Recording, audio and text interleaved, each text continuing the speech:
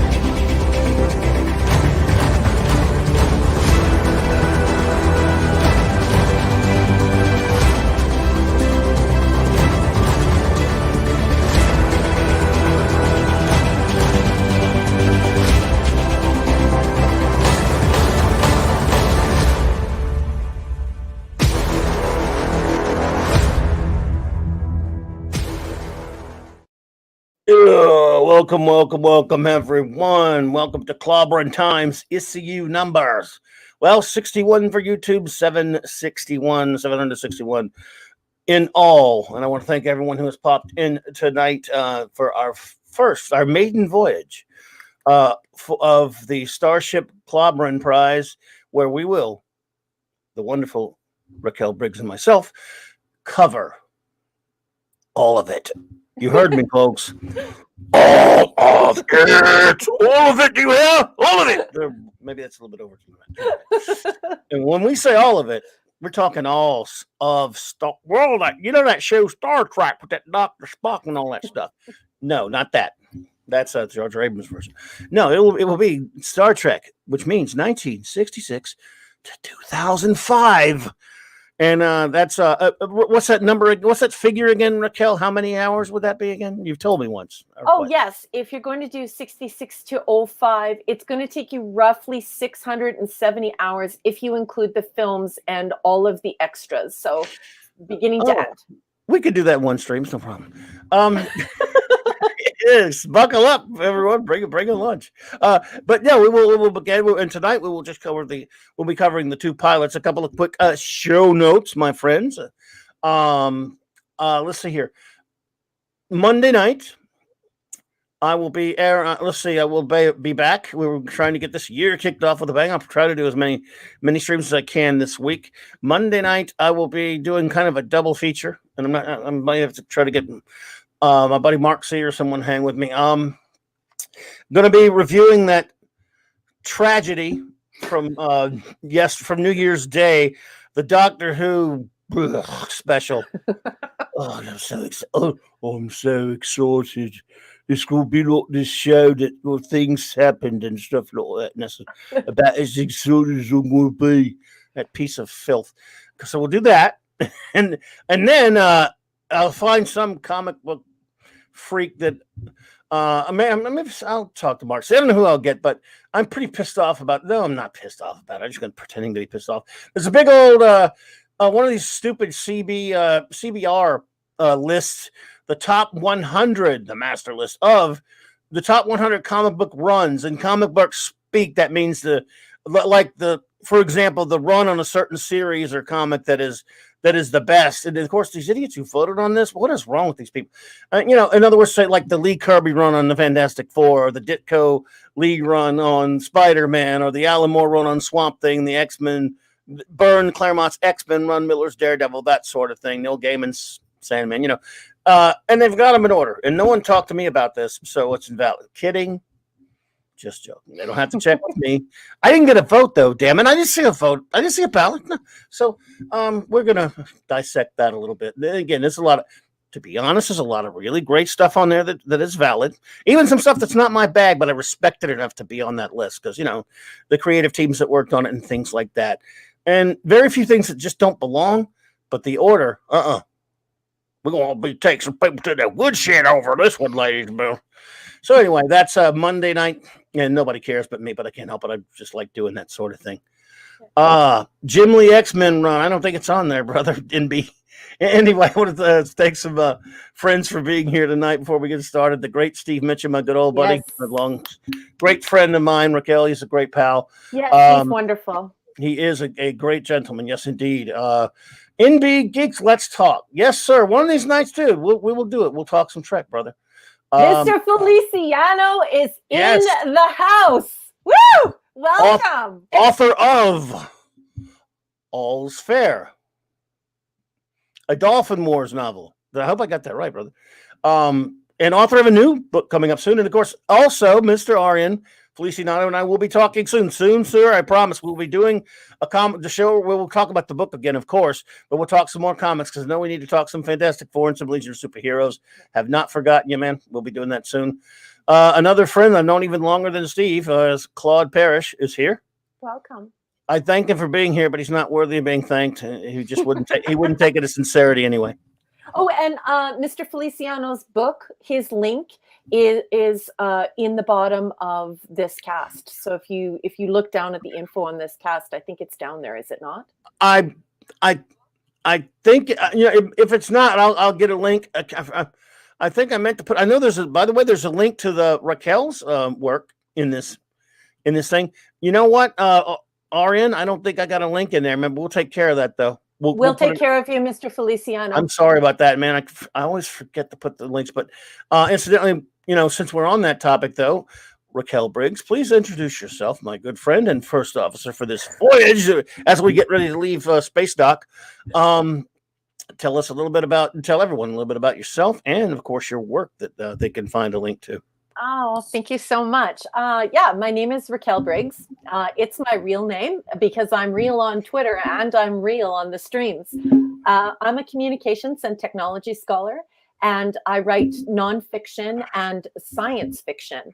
And actually, I just released a story today for National Science Fiction Day. So you can find that on Amazon Kindle, on your Kindle device. And you can read it on any digital device, and it's called Georgia. If you would like to look up my name at Amazon and Kindle, I'm in the science fiction section. There are several short stories and flash fiction stories there, and you can find me under R.M. Briggs. Well, there is, of course, again, as I said, there is a link below. I think that's still the proper link. The last time I checked it was. And for those listening that may not be seeing us, Arlen Feliciano, I can't talk tonight. Mr. Feliciano's book is go to www.thedolphinwars.com. And Peacemaker, which I suppose would be the second book, is coming out in the first 3 months of 2021. Excellent, sir. Lovely. Excellent indeed. Thank you so much for that, Mr. Feliciano. Steve Mitchell says, I thought McCoy was the space dock. Not tonight, actually. We won't be on tonight. We love him, but he's not quite there. If there's anything, any other beeswax we got to handle? No, I think we're, of course. I forgot to sing Raquel's name because I would never do that to her. You haven't done anything to deserve. You're thinking it's not that bad. It's pretty bad. I think it's bad. But again, look, when you've heard Doomcock singing, everyone's as bad because that man is a maestro. Yeah, he's a genius. We love it. Hey, all hail Doomcock, everyone. By the way, is a great, great Victor is a very sweet and very talented person, and I love how he has created that Irish pub night, that variety show night on Friday Night Frolics. I think it is such a blast. I just enjoy his company immensely. And no matter how many people are in his chat, he makes sure to say hello to absolutely every single person who gestures to speak with him or sends him a sticker or even says anything in the chat. Very caring and very sweet person. Absolutely. And he's been a great friend to me, a great buddy. So I guess about the NB Geeks, thank you so much. I do appreciate that. Anyone, by the way, NB Geeks Let's Talk also has a YouTube channel. You can find that by just usually if they have a descriptive name like that, you can easily find it in a search. Sometimes I go to look for someone's channel that's being talked about in a stream and have all kinds of trouble finding it. Mhm. But I think you could find that one fairly easy. NB Geeks Let's Talk. Search it that way. Just Joe 47, my old buddy Jobber. Hey, bro. Good to see him. Well, we are moving out of the space dock now. Take us out. Take us out, Mr. Briggs. Well, we were talking about all of this originally, and we were talking about what it was like to celebrate Star Trek. And well, the first thing I thought of is, well, I chronologically rewatch Star Trek every year from beginning to end, 66 to 05, because in 05, that's when it ends. That's when Star Trek ends. So I was thinking to myself, 365, what goes really well with 365? And then I recalled reading the wonderful Star Trek 365 by Paula M. Block with Terry J. Ehrlichman. And of course, it has an introduction and a nod and a christening from DC Fontana. So I thought that it would be really great if we could talk about some of the things that are in this book, because it has such great coverage of the inside stories. Nice. And it has so many production notes. And not only that, I think it's a good guide. Like, it keeps you going along on your journey in a cogent way. So, so let's start with one. And then maybe we can talk about it. And it's our hope, Mike and I hope, that we offer you something tonight that maybe you hadn't heard before or didn't know before, or just something that you think is cool that you like to talk about. So that will be the style of what we'll be doing this evening. We're going to talk a little bit about what's in 365. And then these two old school Trekkies are going to talk about our impressions of what is being said. Absolutely, yes. As everyone knows, sorry to hear about that, Jobber. Yeah, yep, I hear you, man. 2020. By the way, 2020, screw you. In case we didn't say that enough the other night we were on. And goodbye. Good riddance to bad rubbish. Yes, The Cage. It's common knowledge amongst Trek fans, obviously, that Gene Roddenberry tried to sell Star Trek with his first pilot that did not quite go over all that well with the geniuses. Yep. At in the NBC, that cookie factory. Yeah. Yeah. Called The Cage, of course, with Jeffrey Hunter, Majel Barrett, and Leonard Nimoy, and John Hoyt. Let's not forget him. Dr. Boyce, great actor, great old character actor. I always liked him. Well, we all know that it was sort of sent back. But I'm gonna pass this over to Raquel, because she knows far more than any of us about. Oh, Sandra Feliciano's here as well. Oh, Sandra! Oh my goodness, Parrothead just walked in. Parrothead, that's great. Welcome. Hey, welcome, Parrothead. Thank you so much for being here. Let's see what NBC. So go ahead and read that marquee, and then I'll get us started. All right. Well, as a kid, I was like Kirk or Picard. I still do that. Then in 2020, as a retired disabled vet, and having been a single military dad, yay Cisco, as the officer enlisted would follow. Well, you can't go wrong either way there. They're all fine. To me, Kirk's the man. He's not only going to be my favorite, but I do love Cisco. And in spite of certain things that tainted it, I warmed up to Jean-Luc Picard later. But that's for another day. But nothing wrong with any of that, buddy. That's for sure. We appreciate that. Yeah, and you raise a good point. You raise a point that something that Mike and I always talk about, and that is that as we revisit Star Trek 66 to 05, at different places in our lives, we've had different impressions of captains and of stories, and different things have stood out to us. So I'm not surprised that you were asking yourself, do I like Kirk or do I like Picard?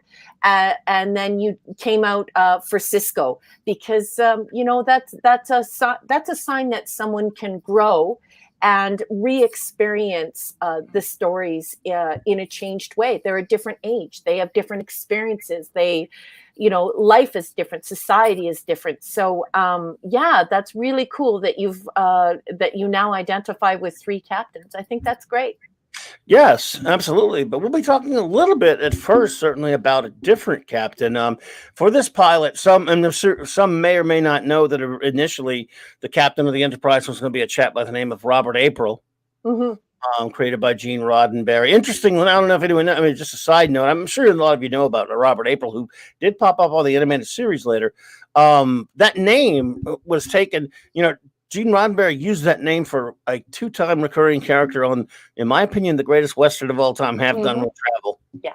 And then later was going to use it for his captain. And what I'm a little fuzzy on, or maybe I've just forgotten, I'm not sure why he eventually changed it to Christopher Pike. Maybe Raquel knows. But anyway, that was going to be, Robert April was going to be the captain. Then it became a Christopher Pike, and played expertly by the wonderful Jeffrey Hunter. So yes. Talk a little bit about that, or whatever you want. You just start out any way you want, Raquel. Well, when we started with this, we wanted to talk about positivity, and we wanted to empower people with knowledge. And one of the reasons why we're using 365 is because it has been christened by people who were there. This isn't a Wikipedia. It isn't something where people just got together to decide what the truth was. This is the published truth. And so what we know, we're going to impart here. And the place where I would really like to start is I would like to start with Gene Roddenberry. So in 365, there it says 001 and 002. And this discusses who Gene Roddenberry was. And as we move through this material and we move through this IP, I would really like, especially some of the younger listeners at home and the younger viewers at home, to really understand the socio-historical context of this IP, as well as the man, what society was like at that time, because I feel that Gene has been unfairly portrayed in social media today. So, Purple Valkyrie's here. Purple, the beautiful Purple Valkyrie. Thank you so much for popping in, Purple. I know it's late over there. I always say that when you pop in. And again, thank you again. Had a wonderful time hanging out with you the other night for our big last show of 2020. You were extraordinary, and Flash enjoyed meeting you. So thank you for popping in, because it is late over there. She's wonderful. Beautiful lady. Please follow her on Twitter. She does a whole bunch of different streams. She's a guest, or she's supporting it, or she's running it. Wonderful, wonderful, beautiful person, and a great person to keep company with. So give Purple Valkyrie a follow. What's her Twitter handle again? Well, I think it's Purple Valkyrie. That's the Twitter handle, but also below, in the links below, there's a link to her channel, The Rise of the Valkyries. Good. Yep. Yes. Excellent. So please go subscribe to the Rise of the Valkyries channel, everyone. Yeah. Okay, so let's get started. In April 1964, former Air Force pilot and Los Angeles police officer Gene Roddenberry approached Herb Solow, the head of Desilu Studio Television Department, with a concept for a science fiction series. Roddenberry was no rookie when it came to showbiz. He had already sold a number of scripts to producers, including episodes of Highway Patrol and Have Gun Will Travel. He also created and produced a well-received and short-lived series called The Lieutenant, starring Gary Lockwood, who would appear in the Star Trek episode, which later became the second pilot. People refer to it both ways, Where No Man Has Gone Before. In the title role, and Robert Vaughn, soon to be cast in the lead in The Man from U.N.C.L.E. Solow liked what he heard and offered Roddenberry a script development deal. Roddenberry's original pitch, which included a character and set descriptions, began exactly as follows. So you may have not heard this before. This is what it said. Star Trek is a wagon train concept built around characters who travel to worlds similar to our own and meet the action-adventure drama which becomes our stories. Their transportation is the cruiser SS Yorkton, performing a well-defined and long-range exploration science security mission, which helps create our format. The time is somewhere in the future. It could be 1995, or it may be 2095, 995. In other words, close enough to be our own time for our continuing characters to be fully identifiable as people like us, but far enough into the future for galaxy travel and to be thoroughly established, happily eliminating the need to encumber our stories with tiresome scientific explanations.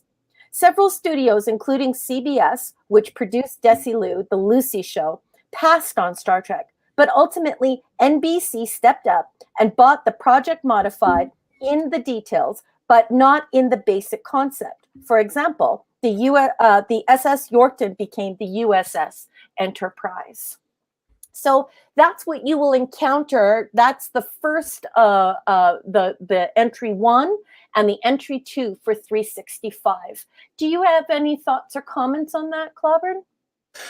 No, not much really. It's just that I always thought it was fascinating. That unless you know something about why he decided to change the name for the Yorktown to the Enterprise, and why he changed from do we know why he changed those from Robert April to Christopher Pike? They get into it later, and okay, that's cool. And it's actually, I believe, some in-text citations from other experts and some producers. So these two authors took the quotes from what people said, the reasons why these changes happened. But yeah, I think it's just, for me, I think that this first page is very important because the other day I saw something quite troubling on Twitter. I saw somebody making fun of Gene Roddenberry for writing lyrics to the original Star Trek series and saying that he wanted to bleed Star Trek of every penny that was possible. And just saying very disparaging remarks as though they begrudged this man for making money. And he was a police officer and a former military man. And he had this amazing dream to be a writer. This isn't some Hollywood elite person who's multiple generations into being a billionaire and he can just, write these stories. This was every writer's dream come true. It's a cop. It's a guy who was in the military. And he says, I want to be a writer. And he goes out and he does it. And he gets smacked down a few times, but finally he gets picked up and he gets his chance. So, don't begrudge Gene Roddenberry because he wanted to make a little money off of his show. It was a shoestring budget, and it wasn't like, it was a Beyonce album.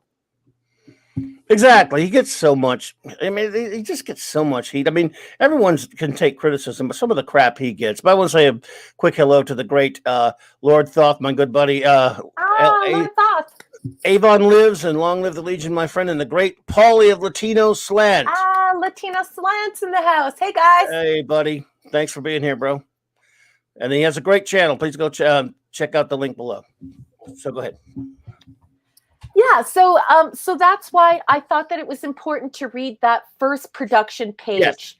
Yes. And to talk about that a little bit, because I found it quite disturbing that there were all these people who were incredibly angry with Gene for no reason when he was basically living the American dream. This is somebody who had worked hard in his life. He served his country. He was an upstanding guy, really beautiful person. And he was just trying to fulfill his dream of becoming a writer. And no one should disparage him for that. That's not appropriate, It's not fair. It's not fair, and it's not appropriate. Like I said, this wasn't $1 billion Beyonce album. That wasn't the kind of money we're talking about here. We're talking about the fact that maybe he could afford to buy a second Pacer. No, Pacer wasn't even out by then, but you know what I mean, right? Latino Slam, thank you so much. Right. So do you, my friend. Rock. You do rock. Rod Thunderheart, thank you for popping in. Rod Thunderheart's here. Wow, that's great. And Mark with the C. Oh, Mark my goodness. Mark with the C. Yo, bro. So I didn't mean to miss you there, buddy. Thanks for popping in, bro. All right, hail, man. Hail, the gang's all here. Yeah, I had that. I still have my copy of that, the Star Trek Compendium. Yeah. And that's a great book there. I'm with you there. And of course, I still have my Star Trek Concordance. So, yes. Hey, Steve. We're getting all kinds of all the cool Welcome. kids are So popping good in. to see you. So good to see you. Yeah, okay, so let's move on to the second part. So I hope that the folks at home that if you didn't know that about the Yorkton, and if you didn't know that stuff about Gene, I hope that helps you to sort of set your mind's eye on who this man was, because he's not this monster. He's not this horrible ogre who is victimizing people. He's not who he has been portrayed as by people on social media. Thank you so much, Parrot Head. Okay, so let's go to the second tile, and then let's get into the meat of these episodes. Absolutely, the cage. Yes. Gene Roddenberry's original pitch for Star Trek included descriptions of 5 main characters. Robert M. April, the skipper, about 34, a space-age Captain Horatio Hornblower, lean and capable of both mentally and physically ... a colorful, complex personality ... capable of action and decision which converge on the heroic, and at the same time lives a continual battle of self-doubt and loneliness in command. So that's the official description of Robert M. April, who would be the skipper. By the time the show went to pilot, April had been rechristened Christopher Pike, although other details remained the same. And in fact, much of the above also fits the persona of the captain who would replace Pike when the show finally hit the airwaves, James T. Kirk. One big difference: James Kirk would never admit to feelings of self-doubt, nor would he dwell on loneliness in command. The Enterprise would be the only permanent fixture in his life, a demanding mistress who who left no time for loneliness. The executive officer, never referred to as anything but number 1. This officer is female, almost mysteriously female. In fact, slim and dark in a Nile Valley way, an extraordinarily efficient officer. Number 1 appeared in The Cage, but she didn't survive beyond the doomed pilot. 23 years later in Star Trek: The Next Generation, Roddenberry would refer to the male first officer of that show's Enterprise as number 1. There was another character, the ship's doctor, Philip Boyce, an unlikely space traveler. At the age of 51, he's worldly, humorous, cynical. Captain April's only real confidant, Bones Boyce measures each new landing in terms of relative annoyance rather than excitement, all of which pretty much sums up the personality of Leonard Bones McCoy. The first lieutenant, the captain's right-hand man, the working level commander of all the ship's functions. His name is Mr. Spock, and the first view of him can almost be frightening. Probably half Martian, he has a slightly reddish complexion and semi-pointed ears. But strangely, Mr. Spock's quiet temperament is in dramatic contrast to his satanic look. Spock would indeed become the captain's right-hand man, replacing number 1 as first officer. His ears would remain semi-pointed, but he would be born on a different world, resulting in skin of an altered hue. The captain's yeoman colt, blonde, with a shape even a uniform couldn't hide. That's how Gene described it. Served as Robert April's secretary, reporter, bookkeeper, and she is not dumb. Can you believe that that's how he described her in 1965? And he would have been writing this in 1964. Mm-hmm. She is very female, disturbingly so. So he's trying to find a very sweet way of saying that she's very sexually attractive. In The Cage, Yeoman Colt was a strawberry blonde. When Star Trek eventually went to series, Yeoman Rand was a flashier, more traditional blonde. As for the shape even the uniform couldn't hide, both actresses followed that direction to perfection. So, any thoughts on this tile 2? Just some of the interesting differences between Pike and Kirk stand out for me a little bit. Yes. Watching The Cage, every time I watch it, I think, wow, these guys are very different. Kirk, well, you mentioned it. You touched on it just now with your reading. Kirk is married to a ship. Kirk would never, ever, ever regret being or want to being captain or want to leave or want to go anywhere else or no matter what happens, because all kinds of bad things always happen, as we know. Yeah. Pike, just a different dude, a great captain and a great person. But in that first episode, he's as you touched on, he's doubting himself. He's doubting that he wants to continue because of a bad incident that happened just a couple of weeks back. And again, it's a wonderful contrast. Neither is right or wrong, but except for that, it was one of the things that stands out in that. I hate to mention filth, but it's just to make an example. Star Trek Beyond, that Jar Jar Abrams trash movie, it opens up with that fake Kirk, Chris Pine, wanting to quit and all boo-hooing because the mission went bad. And doesn't second guessing himself. James T. Kirk never, ever second guessed himself at what he wanted to do and what he wanted to be. He was the captain of the Enterprise. In a contrast, Captain Pike did have that doubt, which makes it still a great captain because he overcame it. But that was one of his demons, one of his problems to deal with. I always found that fascinating about the character of Pike. I love Pike. Yeah, don't get me wrong. I'm a Kirk guy, but I love Pike, and I love the fact that there is a difference. Yep. Katie Carr just walked into the room. Oh my, the wonderful Katie Carr. Thank you. Hello, beautiful. Thank you so much for joining us. Thank you for being here, Katie. She is awesome. It's so great to see you. Yeah, so I love Smart Steve's comment at 35 minutes after the hour. Yes, this is what I want you to start thinking. This is what I want you to start feeling. Gene Roddenberry was a man, and he was writing this story. He's not some titan who we need to collapse and assail and assault and crush. He was a military guy. He was a police officer. He wanted to be a writer. He had all of these beautiful ideas, which leveled the playing field for everyone.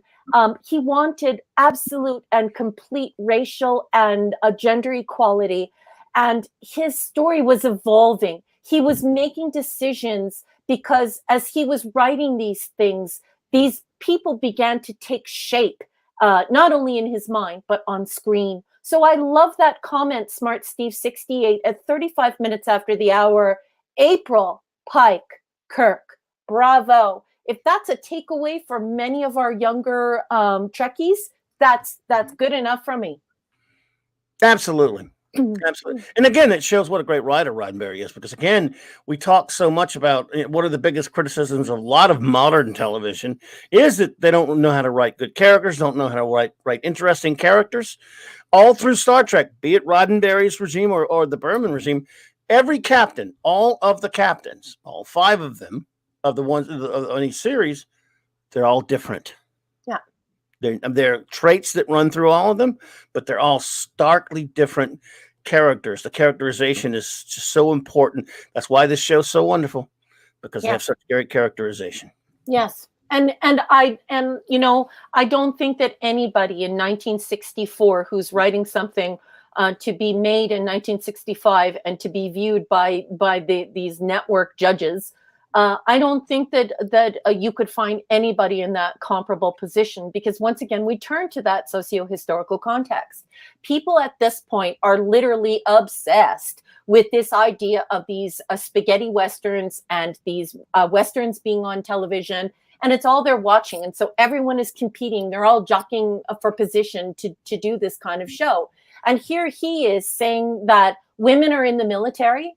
Women are genius. They have minds like computers. They're not overly emotional. Even the yeoman, who is this, who looks like some sort of glorified secretary, isn't at all. Nor is she dumb. She's his bookkeeper. She is basically helping him run the ship.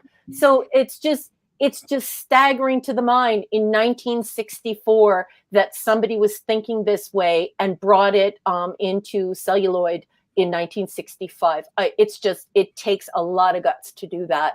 And we're going to talk about that a little bit later, because I have some things that I want everyone at home to know about that happen in the cage. But if you don't have any more comments, let's keep going. No, I just want to say thank you, Katie. That's absolutely right, though. I assume she means Gene. Yes. was a humanitarian first. He didn't put politics first. He put humanity. That's so true. Something fans need to know, that Trek isn't a political statement. It is a humanitarian statement. That is absolutely so true. And NB Geeks, sure. If I ever get, I mean, I would be. I always, this thing moves on me every time I try to hit something. It's okay. That's okay. Thank you for the nice words there, NB Geeks. I really appreciate that. And I would be honored anytime, my friend.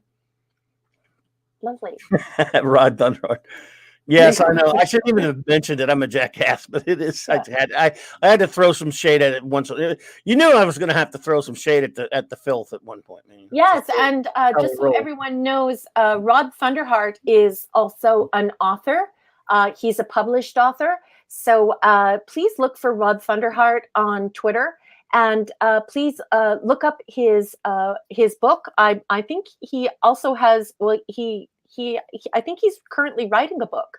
But it would be wonderful if you want to support independent artists within our community to extend that to Mr. Rod Thunderheart. He's quite a wonderful person. Absolutely. We thank you for being here, Rob. And the answer to your question is quite simple. Why does the Enterprise get destroyed in all three of those fake films? Jar Abrams. End of answer. Because he has to blow things up. Please continue. Okay, so now we're on the tile 3. So this is tile 3 from 365. So within his pitch to Herb Solo, Gene Roddenberry provided the germs for 25 different adventures. Some of the following may sound strangely familiar. It's clear that many future Star Trek episodes sprang from these wafer-thin descriptions. So it's important that people realize that in order to get this show going, this wasn't just about the pilot. He had to prove that he had ideas behind it. There was more than just an engine and a caboose. There were a whole bunch of cars in between, and he would be able to create something. So here they are, folks, and this is directly as they were described. And this is why they call them wafer-thin descriptions. But let's get into the author's mind. The next cage, the desperation of our series lead, caged and on exhibition like an animal and then offered as a mate. The day Charlie became God, the accidental occurrence of infinite power to do all things in the hands of a very finite man. President Capone, a parallel world, Chicago, 10 years after Al Capone won and imposed gangland statutes on the nation. The women, duplicating a page from the Old West, hanky-panky aboard the cargo of women, destined for a far-off colony. And Torx, with an X, an alien intelligence, pure thought and no body, which devours all intelligence. Near starvation for eons, it has been frantically seeking precisely the type of food the Earth could supply in quantity. So those were so they are, just to recap, the next cage. The day Charlie became God, President Capone, the women, and Torx. Nice. Ending up, so we ended up getting Charlie X and Mud's women out of those. We sure did. And then, of course, we have a piece of the action came out of the Capone. And we also had Dix coming out in TNG. So, you know, we also have the next cage. We see the Orville borrowed that. So these ideas, these wafer thin, and what was the other word that he used to describe them? Germs of ideas. Yes. This is how they took shape. So here and Torx, you can definitely see that original idea coming out in TMP.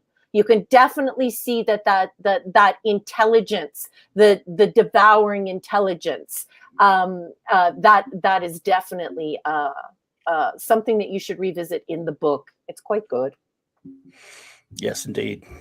Wonderful. So, without further ado, let's get into the cage. And I will read the 4th tile from this beautiful book called 365. I highly recommend it. let's do it. I want that book. Yes, it's an incredible book. And you know what's really wonderful about it is that it was christened. So not only is it a bit of an anthology because they're taking quotes from people and these people are quoted as though it's an essay, but we're getting things that have been confirmed to be true. You know, and Wikipedia is not a source because Wikipedia is, you know, user generated. And people can go in there and they can add things that have been skewed by certain opinions, things people have said at a con, things actors have said at a con, and you don't really know what is truth and what's opinion, what's fact, and both sides of the story. Whereas with 365, you know it's published, it's vetted, and it's been fact checked. So I highly recommend this book. Katie, we're doing Trek in order, but we will do every pilot once we get to them, of course. Oh yes, we're doing everything. Yeah. Yes, tonight we're doing The Cage and Where No Man Has Gone Before, but yes, all means all. So we'll definitely get those pilots in there, Katie. We are literally, folks at home, we are literally going from 66 to 05, and when I say that, I mean all in. So we're at the Texas Hold'em table. You just made your card on the river, you're all in. So it's going to be all in from 66 to 05, and we're going to get the whole IP. So it's going to be very, very exciting. Okay, so here we go, folks. Here's your introduction, the christened introduction from 365 for The Cage, the fourth title in this marvelous book. When dreams become more important than reality, you give up travel, building, creating. You even forget how to repair the machines left behind by your ancestors. You just sit, living and reliving other lives left behind. Vina. So obviously we know that this is from The Cage. This is the opening quote. And here is the description. The Enterprise picks up radio transmissions that indicate there are survivors from a crashed spacecraft on the surface of Talos 4. A landing party, including Captain Pike, Lieutenant Spock, and Dr. Boyce, beams down to find an encampment of elderly male scientists and a beautiful young woman named Vina. The group claims to have been marooned on the planet for nearly 20 years. Vina was an infant at the time of the crash, which killed her parents, and the scientists have cared for her ever since. When Boyce expresses some skepticism as to how the group survived in such perfect health, Vina offers to show Pike their secret.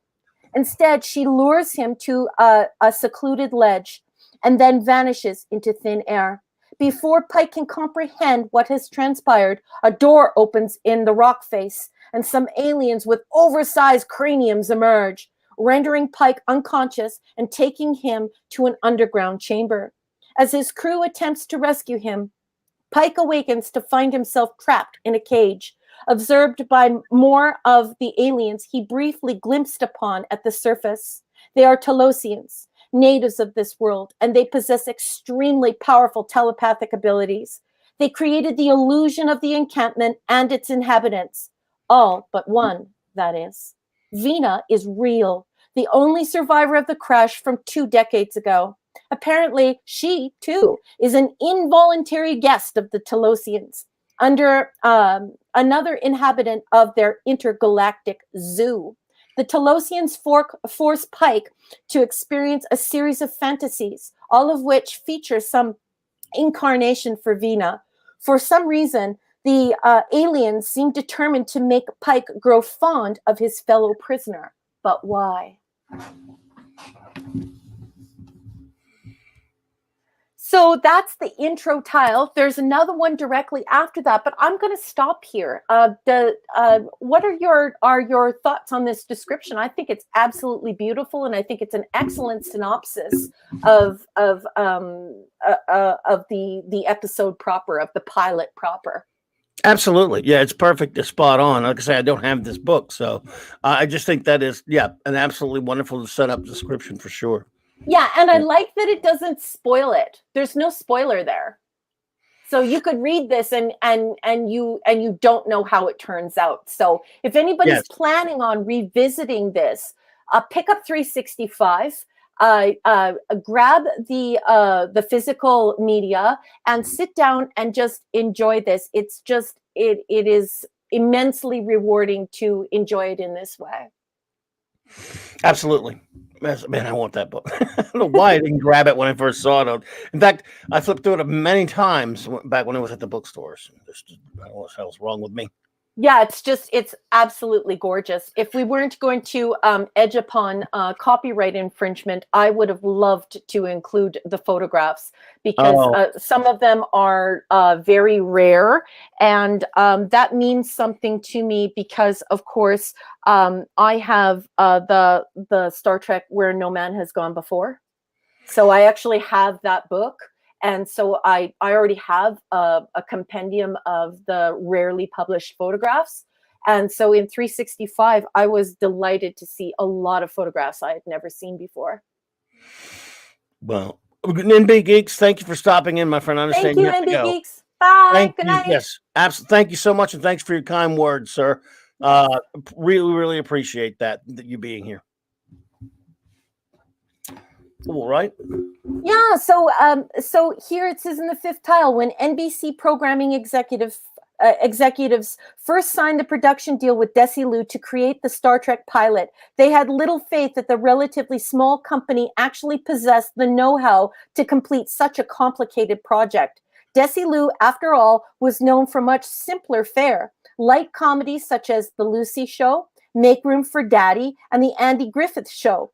But after Roddenberry and company screened a print of The Cage, NBC execs were surprised by their own reactions. It was, they realized, far better than they had ever expected. In fact, it was too good. And this is in quotes. It's too cerebral, they explained, showing little faith of the intelligence of their own viewers. And this is another thing that I tried to say to people is, you know, Gene had so much faith in the intelligence of people. He did not give you something where he had already decided what you should think, and then he was going to hammer you into the ground to make you agree. He gave you an idea and then another idea, and then he let you decide. So just absolutely wonderful. So they were nervous about the Orion slave girl's gyrations, and even more nervous about the character Mr. Spock, whose satanic countenance might lose the network's important viewers in the Bible Belt states. And so the pilot was rejected. But surprisingly, those same executives were willing to admit that they had been wrong about Desilu's production capabilities.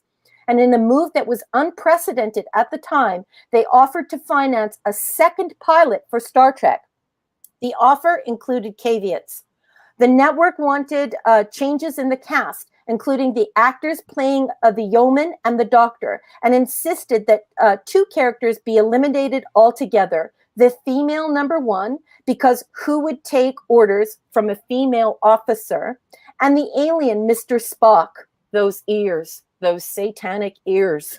Roddenberry figured that he could eventually talk the networks into keeping one of the two characters, but not both. He liked his devilish-looking alien, but he also liked Majel Barrett. And so, quipped Barrett years after the fact, Roddenberry decided to keep the Vulcan and marry the woman because Gene didn't think Leonard Nimoy would have it the other way around. By the way, there's a picture of the book right there, everyone. RN was asking what the title of the book was. So yes. It's just it's just called 365. I know that's crazy because that's the theme of our show, but that's what I do every year. So when Mike came to me and he said, you know what, let's keep going with this positive Star Trek Trekkie 66 to 05. And he said, you know, let's sit back and think about some ideas for how we could showcase it. And of course, I watch Star Trek from 66 to 05 every year in chronological order. And that means that it takes about 670 some odd hours to finish it. And then I was thinking 365 days of Star Trek. I have a book about that.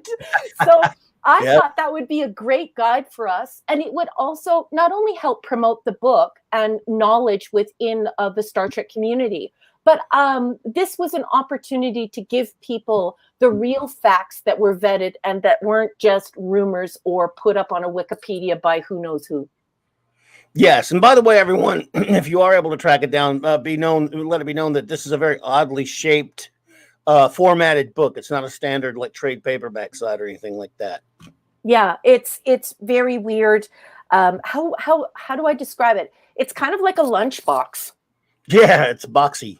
It's very boxy, and it makes a great bookend, just so you know. Like, I have it on my Star Trek shelf, and it holds up all the other books because it's so thick. It's very, very thick. Like, I don't know, like maybe, I don't know inches very well, because that's American, but I don't know, maybe 3 inches thick the book is.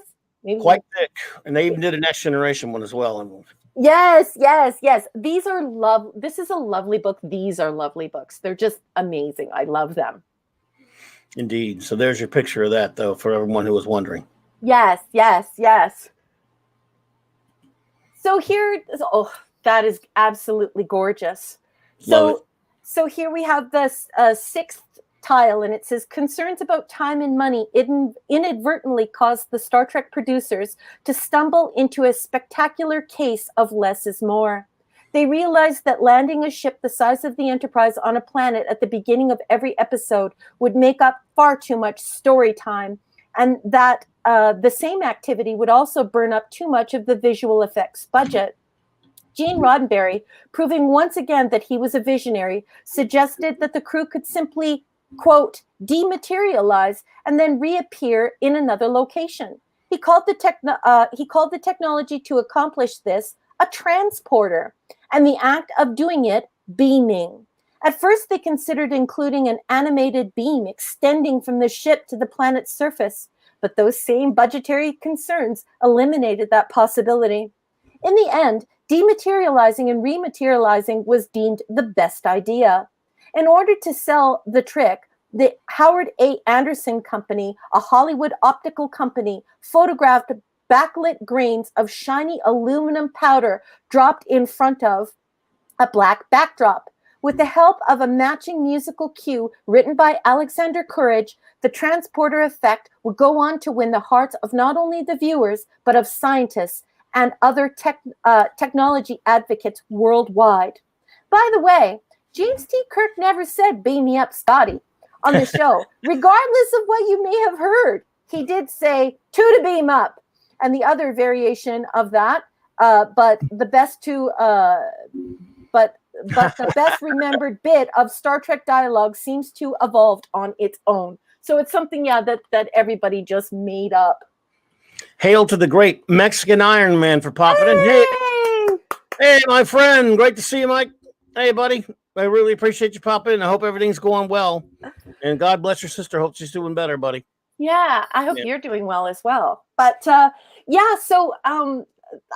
this really raises, like, this 6th tile really raises a huge issue for me too. And that is this whole idea that, Gene and the whole team was very quick to talk about how writing was a shared process. And it was, but ultimately people need to understand that Gene Roddenberry was not just a producer. He was an author, and he wrote and rewrote with these writers all the way up to Datalore, and then he died. So this idea that he was this, Hollywood head honcho and that he was just sitting behind in a production chair is complete bunk. Yep. Yes, indeed. Yay!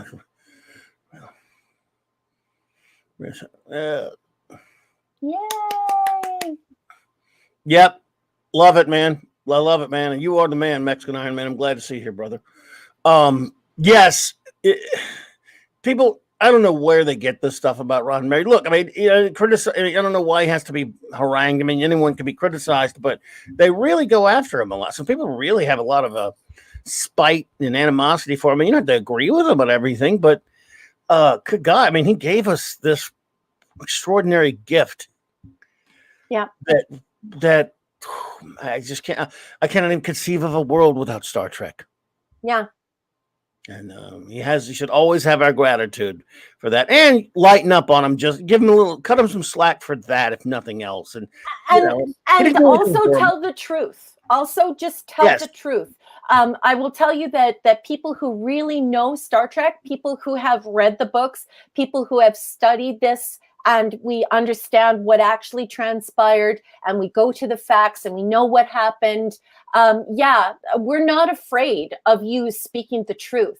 We're not saying that he's perfect, but like what's being done on social media to Gene Roddenberry's reputation is unconscionable. And a large majority of it is either been taken out of context, has no socio-historical context, or is a flat out lie. Absolutely. Not fair.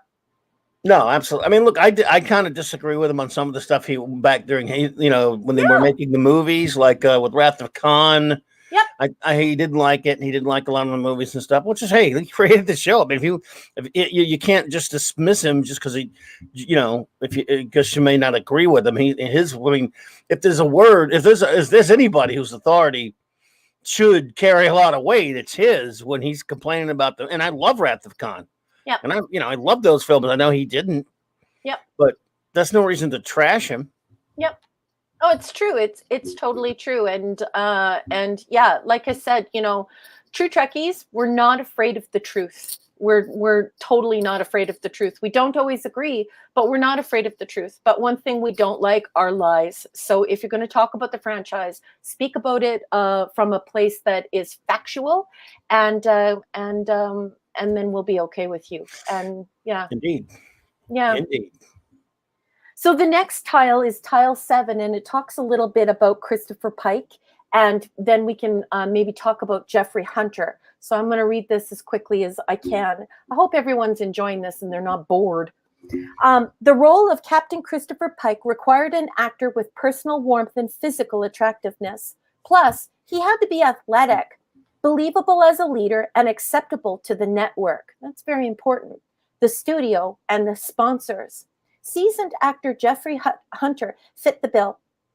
He had many film credits included and a co-starring role alongside John Wayne in director John Ford's masterpiece, The Searchers. Great movie. And it led to the role of Jesus Christ in the biblical epic King of Kings. Pike's dialogue in The Cage included lines that convey a character's desire to resign his commission and retire from Starfleet. By the conclusion of the episode, he had changed his mind, unlike Jeffrey Hunter, who chose to return to feature film work rather than stay aboard Roddenberry's wagon train to the stars.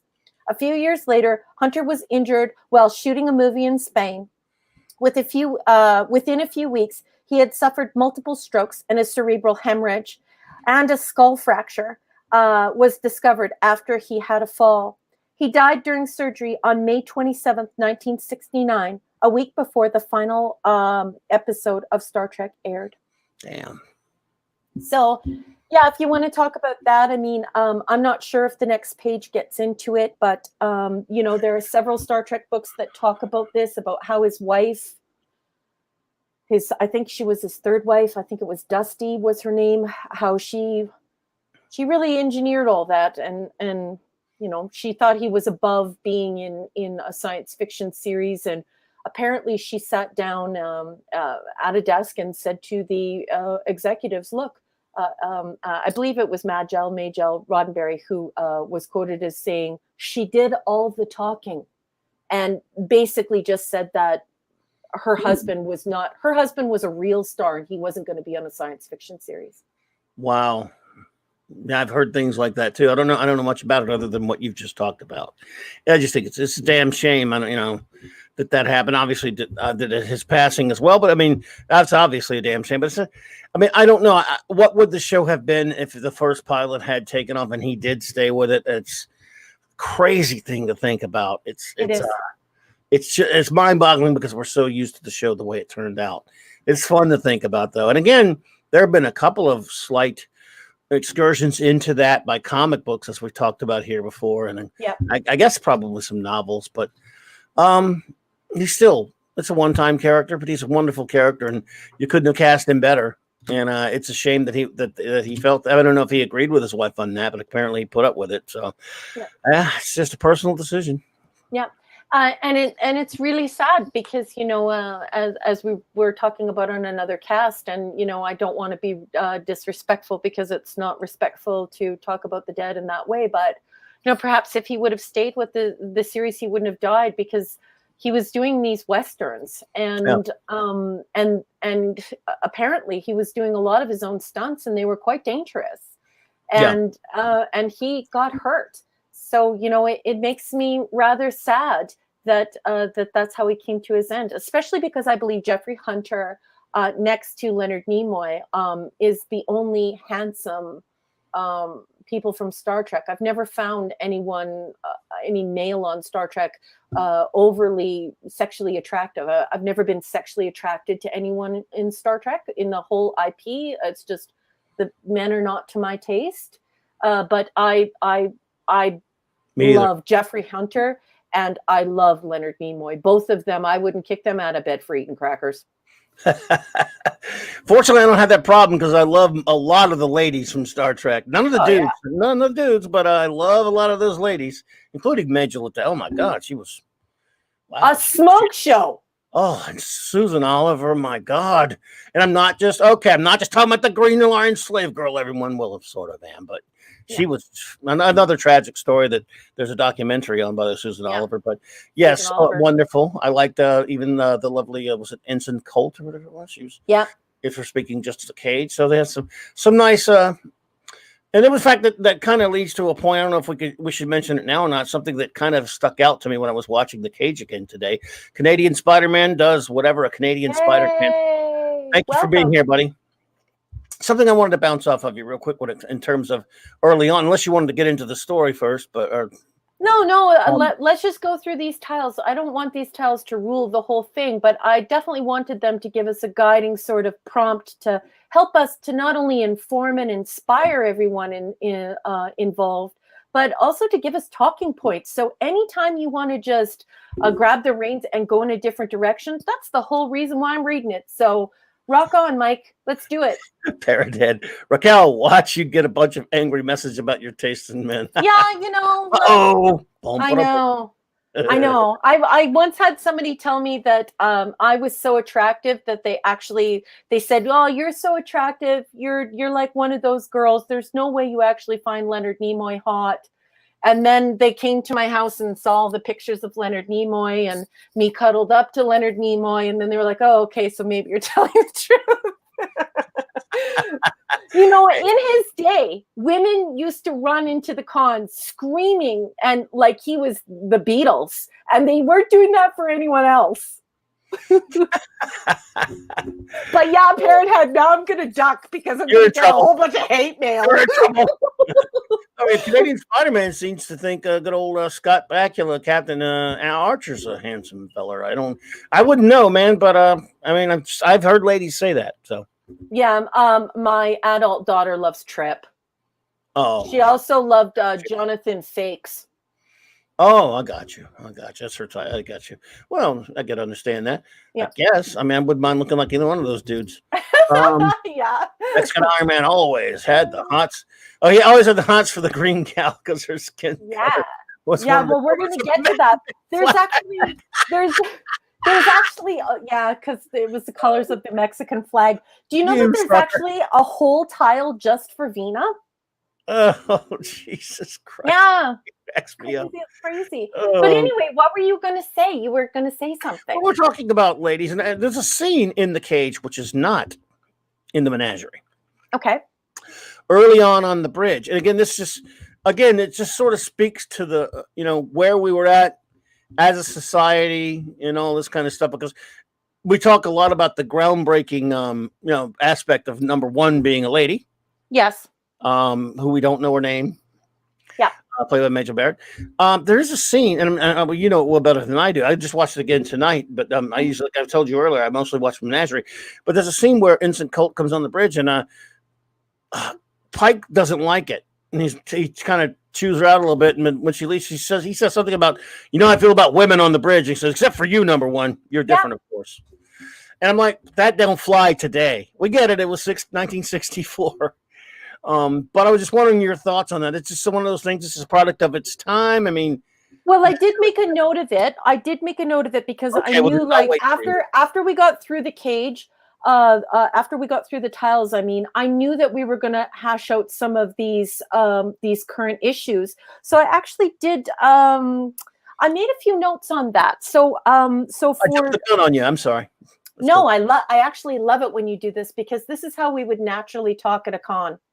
So for number one, I said, number one, A Woman in 1966, that's when it aired, but it would actually be 64, 65, was not only an astronaut, but second in command on a military vessel. When Pike is taken hostage, she is the first female captain in the history of Star Trek. Acting captain, and the men clearly and demonstratively defer to her command in the briefing room, the emergency meeting with the staff.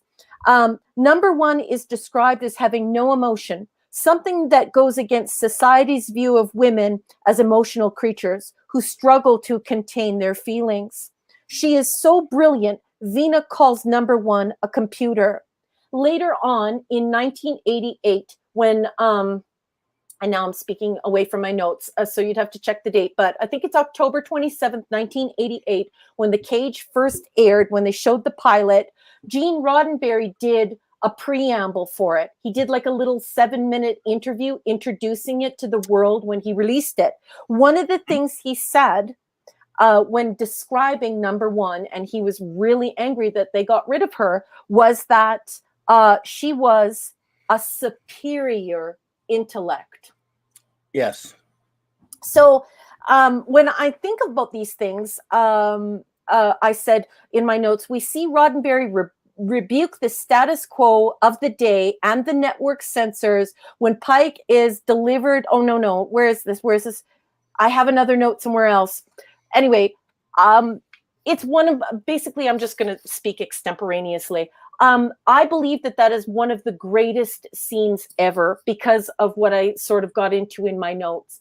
At the time, we weren't in the military, number one. Number two, we wouldn't be left in charge. And we certainly wouldn't be the captain of a ship.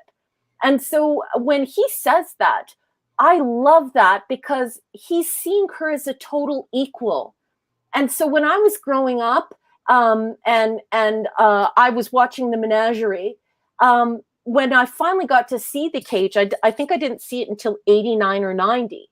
That blew my mind because instead of, women need to be protected, the damsel in distress, women are so emotional, women aren't analytical. Here we have someone who is a superior intellect, so much so that it removes the sexuality from the relationship and proves that men and women can work together without sexual attraction in a platonic, respectful relationship. So I actually wish that The Cage would have been available from the very beginning for that reason. I think it is such an incredible moment for women, incredibly empowering. Absolutely. And then, by the way, I remember on a note when that ran, I think it was in syndication when Roddenberry showed The Cage in '88 or whatever it was here. Yeah. You notice how parts of it were in black and white, and he had some color parts of it too. It wasn't until later that he put a full color version out. I always thought that was kind of strange.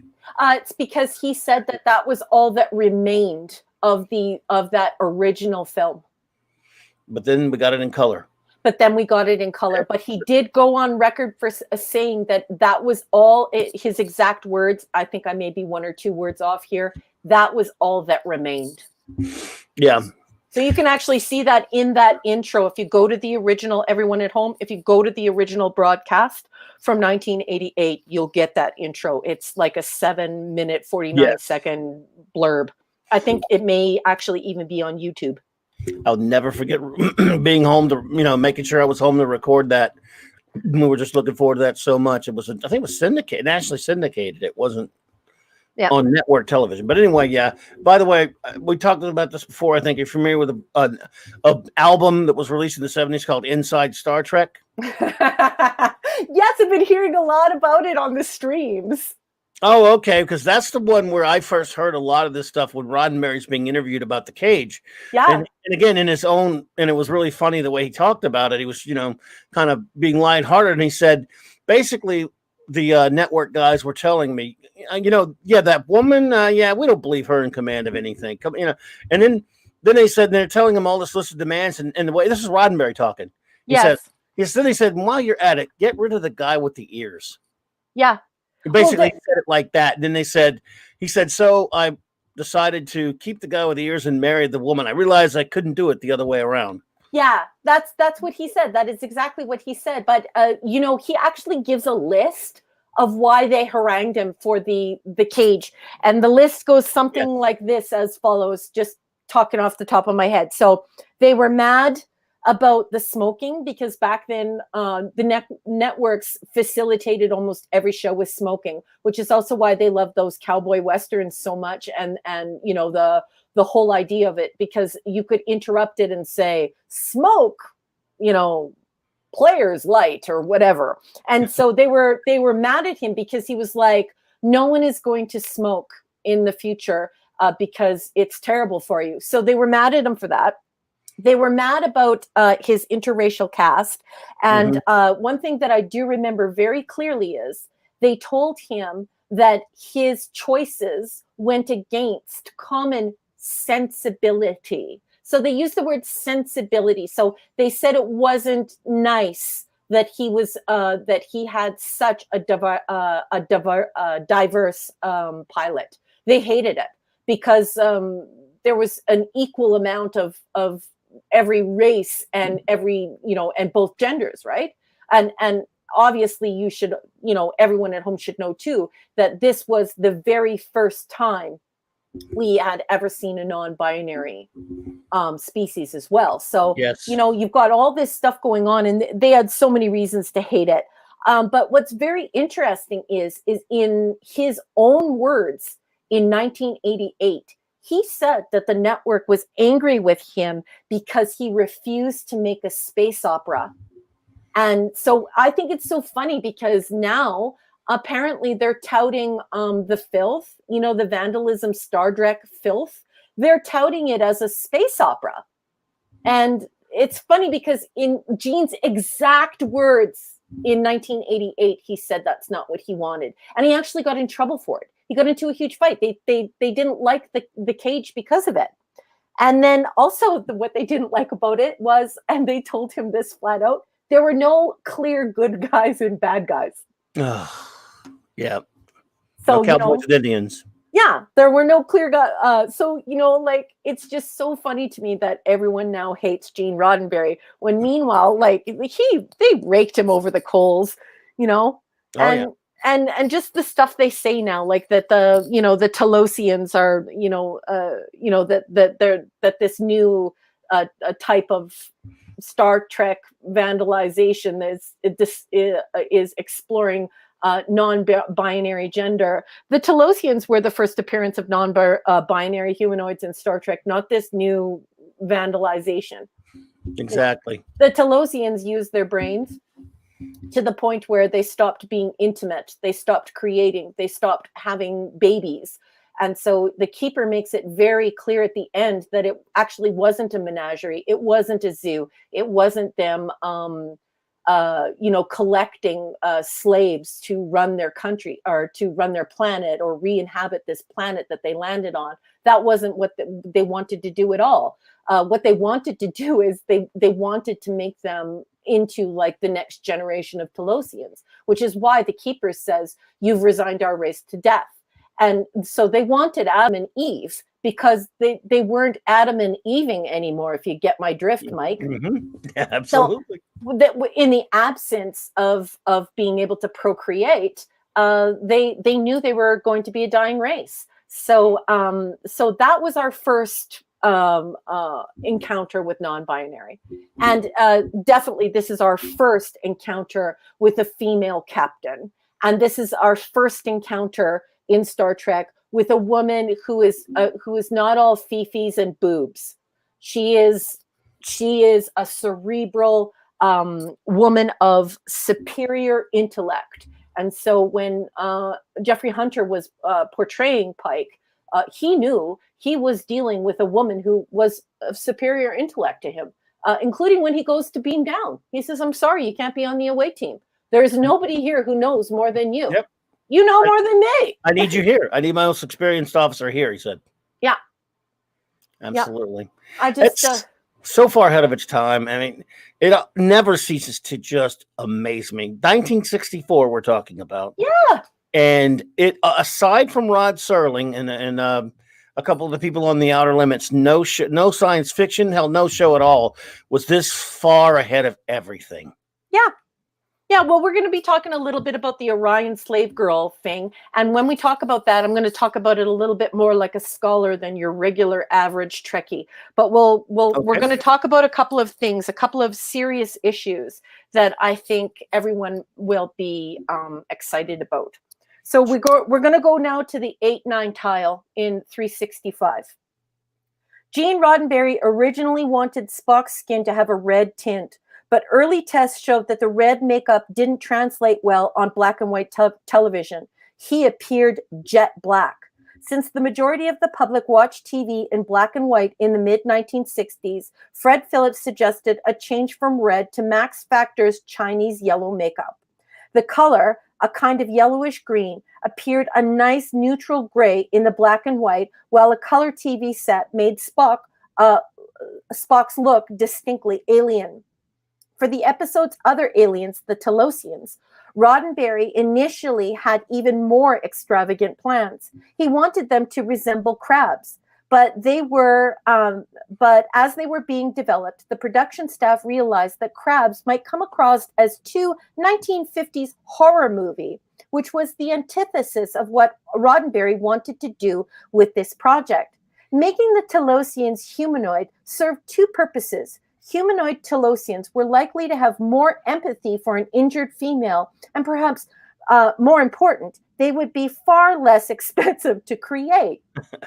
To enhance their alienness, diminutive actresses were cast and their dialogue dubbed by male actors. Legendary sculptor and prop designer Hua Chang, or Chong, I never know whether or not to pronounce the A as an A or an O, I apologize, took on the task of fabricating oversized foam latex heads for the Talosians to give the highly advanced aliens a truly cerebral look.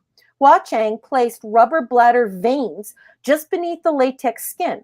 By connecting the bladders via hidden tubes and squeezing the bulbs held just off camera, crew members could pump the bulbs on cue, creating a convincing portrait of pulsing neural activity as the Talosians telepathically communicated with one another. So when we're talking about this, I know I'm talking a lot, but the reason why I'm talking a lot about this is because The Cage is like my favorite Star Trek of all Star Trek. And I feel so upset by the things that have been said about this show. It's just unbelievable to me. So it's very important to realize the Talosians were a non-binary species that stopped having sex, stopped creating, stopped procreating, stopped everything, and they needed an Adam and an Eve. So it's important that people should know that. Mm-hmm. Absolutely. You know, one of the things you're talking about, how the head, the head on the Talosians. When I was watching it again on the Blu-ray again today, I'm still going, look, this, people can say what they want about, these effects and somehow some of the aliens like the Gorn or whatever, but this is still, to this day, these Talosians still look great. I mean, in terms of just a otherworldly type of being, there's no phoniness. No. Or, there's nothing, there's absolutely immaculate as far as I'm concerned in terms of looking like a convincing alien, not looking, how you can watch even something that you like and go, it's kind of silly looking. They don't look silly at all. I mean, they look exactly like they're supposed to. And that's a brilliant effect with the pulsating and everything. And that's just and the fact that they never move their lips. The fact that they modulated the voices. So the female actresses received a male voice and the male actors received a female voice, and they modulated it So to give this non-binary effect, Yes. when you look back on it, it was a stroke of genius to be able to do that, to not only push the idea to help, you know, make these characters real, right? That was just such a great thing, but not moving their mouths. Not moving their mouths was such a Incredible. smart Brilliant. idea, because now they're communicating telepathically, and they were able to modulate the voices to create this idea of things that were just not said back then. Of course, nobody's going to say, we're non-binary. We don't have the parts to have a sexual intercourse together anymore. But to modulate the voices and to do it this way with the script, absolutely brilliant. They don't have to say that because you don't care. You're watching the show and you're into it. Klutzman would have it for like 10 lines of dialogue explaining their non-binariness. Yeah, yeah. So, and if you're going to do that, I think that you can do that, but I think you ought to do it in a sincere way. It shouldn't be a marketing tool. And here we see it being done in a sincere way. It's not a marketing tool. Because it had nothing to do with the story. No. It just is. It just is. It just is. These people are a dying race now, and they need an Adam and Eve. They don't want to die out. They've been using their minds so much that they're not using their bodies anymore. And yeah, you know. Absolutely. Yeah, and so one is allowed to escape into the idea. And not even just a sexual preference. You can even look at people who have been in marriages for 40 or 50 years. They kind of go through that same thing, right?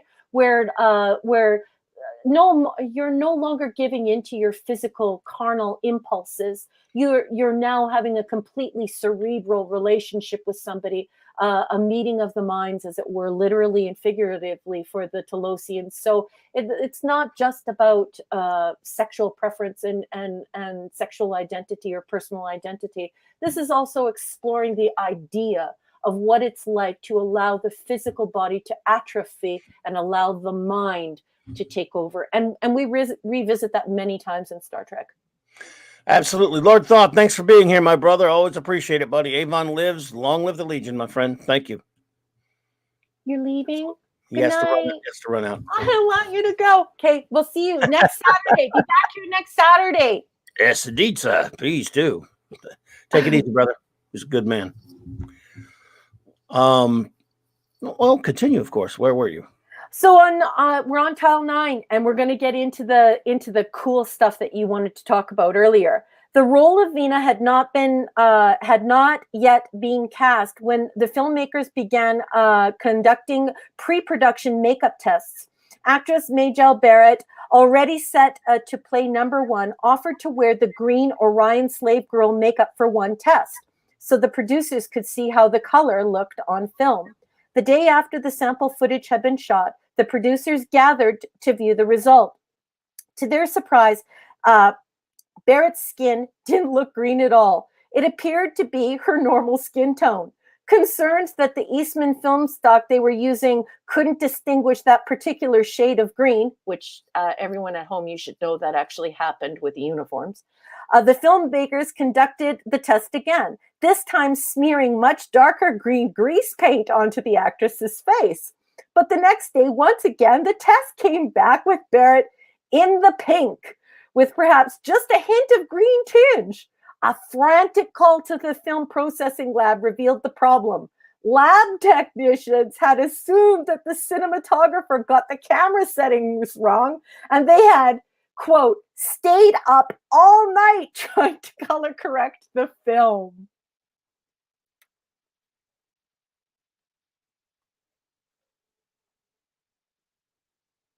Hello? Uh-oh, did we lose Mike? I think we might have lost Mike. Oh, I'm here. I just had a problem with my headset. Oh, I was dealing with my headset there. Sorry about that. Continue. I'm taking care of this echo thing. Yeah, no problem. No problem. So we've got this Vina character. And, you know, a lot of people don't like this whole idea of these Orion slave girls, right? And but it's important to look at the Orion slave girl encounter through a socio-historical lens. Sex before marriage, birth control, and even bikinis were illegal or frowned upon somewhere at the time. It is wild and wonderful to see Vina as a scantily clad sexual aggressor. Not all women view modesty and chastity as the definition of feminism. So those are my notes on that. And that's how I feel about that. I think it's wonderful. I grew up in the 70s. Mhm. And so for me, my childhood was in the 70s, and it was a time of extreme modesty. And, and you couldn't wear this and you couldn't wear that. You couldn't do this and you couldn't do that. And here we have Vina just showing that women are capable of being the sexual aggressor. They can wear whatever the heck they want, bikini or, this outrageous outfit. I think it's wonderful. I think it's very empowering. But as I said, it's very important for people to realize that not everyone views modesty and chastity as feminism. Some of us don't view it in that way. I don't think that modesty or chastity has anything to do with feminism.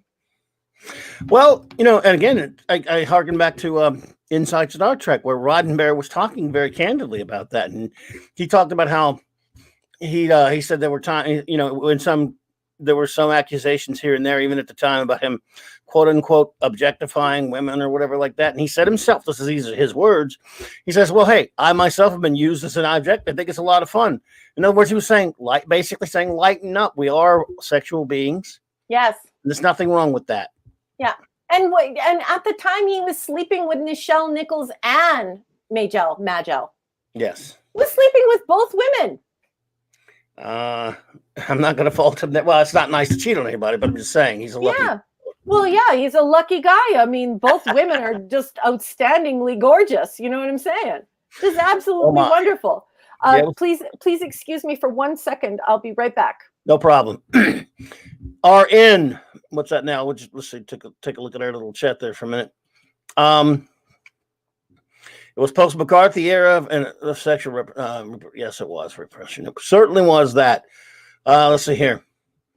My mom said the nuns at Catholic school would send you home in the 50s if they could see your calves. Yes, sir. That is correct. That's so true. Gene definitely was a ladies' man. He was overheard saying he hired Yeoman Smith because he wanted to sleep with her. Yeah. I'm not condoning anything, but, I'm just going to say it's good to be the captain.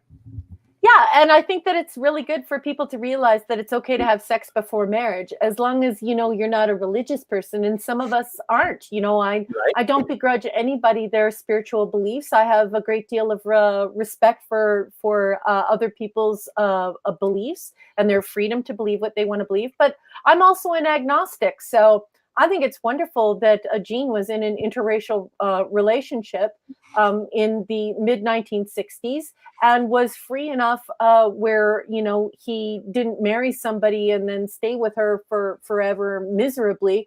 He shopped around a little bit and got to meet a whole bunch of beautiful women. Yeah. No, yeah. I mean, again, yeah. He's a serviceman. Like, it's obvious that he was in the service. He wasn't a virgin. He gave us Kirk, the big time ladies man, So of course Paladin too. He wrote a lot of Paladin, a lot of Have Gun Will Travels, and he was a ladies man. So Gene was putting some of himself. And how these idiot modern writers today will write these characters where they project themselves too much in these things, like I'm not Starfire and that kind of crap. Well, all writers put some aspects of themselves in their characters sometimes. I mean, Ian Fleming, with James Bond. Yeah. And so Roddenberry, Kirk's a ladies' man. But then again, Picard didn't do anything. He never had any fun. And Sisko was a family man, even though he had lost his wife. Every character was different, but hey, Kirk. Yeah, I think it's important. Like I love Mark with the C's comments, and I love Mr. Feliciano's comments, because that's true. Like, this is socio-historical context. When women at this juncture in our culture in North America, women weren't fighting to be as modest as possible. Women weren't fighting for absolute chastity. women were fighting to burn their bras, to wear whatever the heck they wanted to wear. They wanted to wear a micro bikini, maybe have a Brazilian wax. Like, they wanted to maybe kiss somebody before they married them. It's just so funny to me that people look back on this Vina character and only see it through one lens, or they look back on Gene Roddenberry and they only see it with one lens. But if you go back to that time and you realize these are human beings and these images reflect the time and the culture, a large picture starts to emerge where perhaps you shouldn't be so judgmental. And I think that people have been too judgmental. Absolutely. Yeah. Absolutely. Now, again, Pike, by the way, by contrast, again, he didn't strike me. We only had the one story, really, but he didn't strike me as a Kirk, like a player type.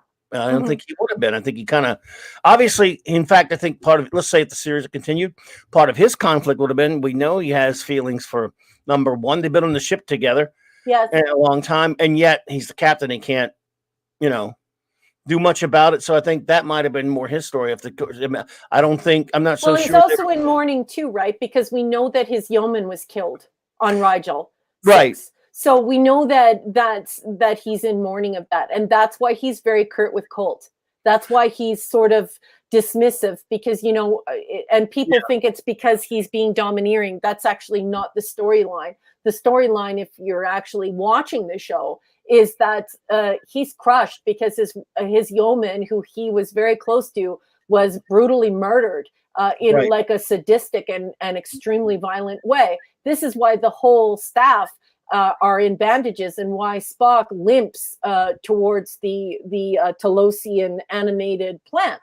So, people have to realize, right? Yeah, and I just think that if it had gone forward with Pike, it would have been something maybe between the two of those a little bit, and therefore you probably wouldn't have as many stories where he has all these different like flings and romances and different things like that, the way Kirk did it. Just who knows? But I think they might have gone that way. And Katie makes a good point. Pike was reserved, and this would have been sort of a similar, maybe Chakotay Janeway type deal where they had boundaries never crossed.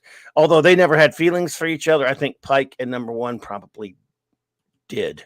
And what's really amazing about that is, now let's return to that moment that is that you pointed out, that's actually one of my favorite moments of all time in Star Trek. That's when he turns and says, not you, number one. Yeah, you're different. You're different. They were going to be equals, and he was going to respect her as a complete equal. And that's saying a lot, folks. This is not only a military ship and a military thing going on here, but these people are also astronauts. I was wondering if we could please revisit Canadian Spider-Man at 35 minutes after the hour, and then Sandra Feliciano at 35 minutes after the hour.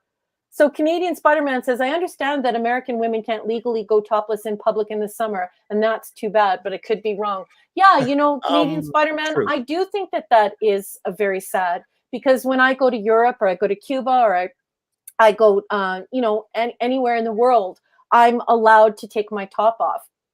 And I enjoy being free.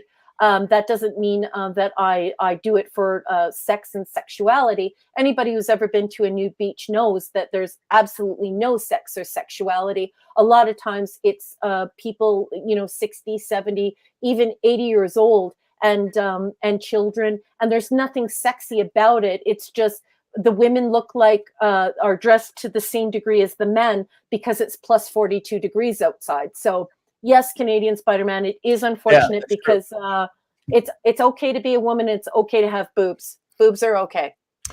I think we can get a consensus on that. Call me crazy, but I think we can probably get one. Yeah, and I love this comment. Sandra Feliciano, thank you so much for this comment. When I was in elementary school, girls were not allowed to wear pants. When we got to the 4th grade, we were young ladies and couldn't play on the jungle gym. Yeah, this is exactly it. Like and you don't even have to be a boomer to be like this. This is also Gen X, guys. And so, Sandra, great comment as usual. Sandra, what I really love about Sandra's presence here is that she had a similar childhood environment. Like, I think we're around the same age. We're probably Gen X. Uh-huh. And she keeps pushing the truth of what it was like to grow up in our time, and what it was like to actually be progressive. And she just does a wonderful job of that. Love you, Sandra. Thank you so much. Thank you so much, Sandra. Appreciate that. What did Mark with the C say? I was like a Mark with a C. Unless you are at a nude beach. He was answering Canadian Spider-Man. I used to work at the beach. As a kid, they wouldn't report foreign offenders right away if they were good looking. Well, that makes sense. Well, yeah. I mean, it's nice if it's a young woman and she looks quite beautiful. And and I'm sure it can be a little alarming for people who aren't used to it if they see a 90-year-old woman on the beach and her breasts look like trouts. But you know, that's reality. That's the human body. And so you're taking the sexuality out of it and you're just revealing the human form. It's the same as going to a museum or going to an art gallery. We can't just cover these things up and pretend like they're not there. The human form is beautiful, both men and women. Well, there you go on that. What the? Oh, sorry. I was having a bit of a thing with my microphone. You hear me all right? There we go. We're good. Yeah. Yeah, okay.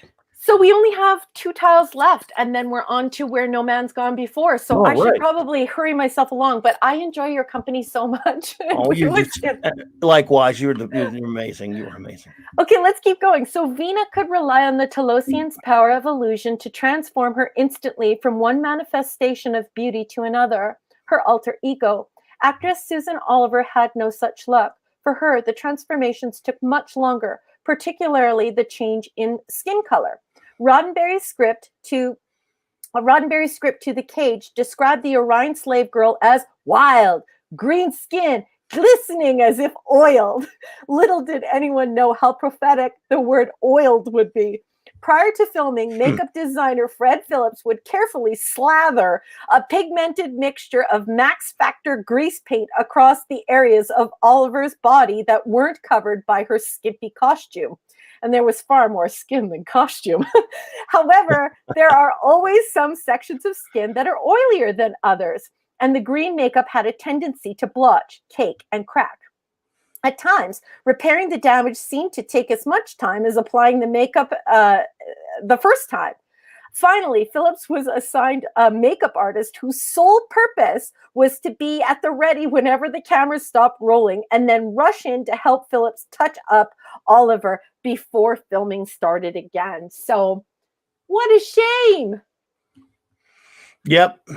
As you can see from my avatar, I do quite a bit of cosplay, and I can let you all know now that one way that you can make it completely real and not have to touch it up and not worry about it cracking or flaking, and you can pass bright lights and people being really super close to you, is to use water-based paint and to make sure that you use the professional quality. So the kind of Michael Westmore quality, that's the kind of stuff I use. So if you have any questions about that, you can get a hold of me on Twitter, and I will let you know the companies that I use to transform myself into other races. Excellent. Oh, you make a wonderful Andorian. Oh, thank you so much. That is one of my Andorian took me over a year to develop, and I did the entire thing myself. So even my antennae are handmade. I made them out of paper clay. Well, they grow back if you actually cut one. So true, so true, so true. Okay, so this is the last tile of the cage.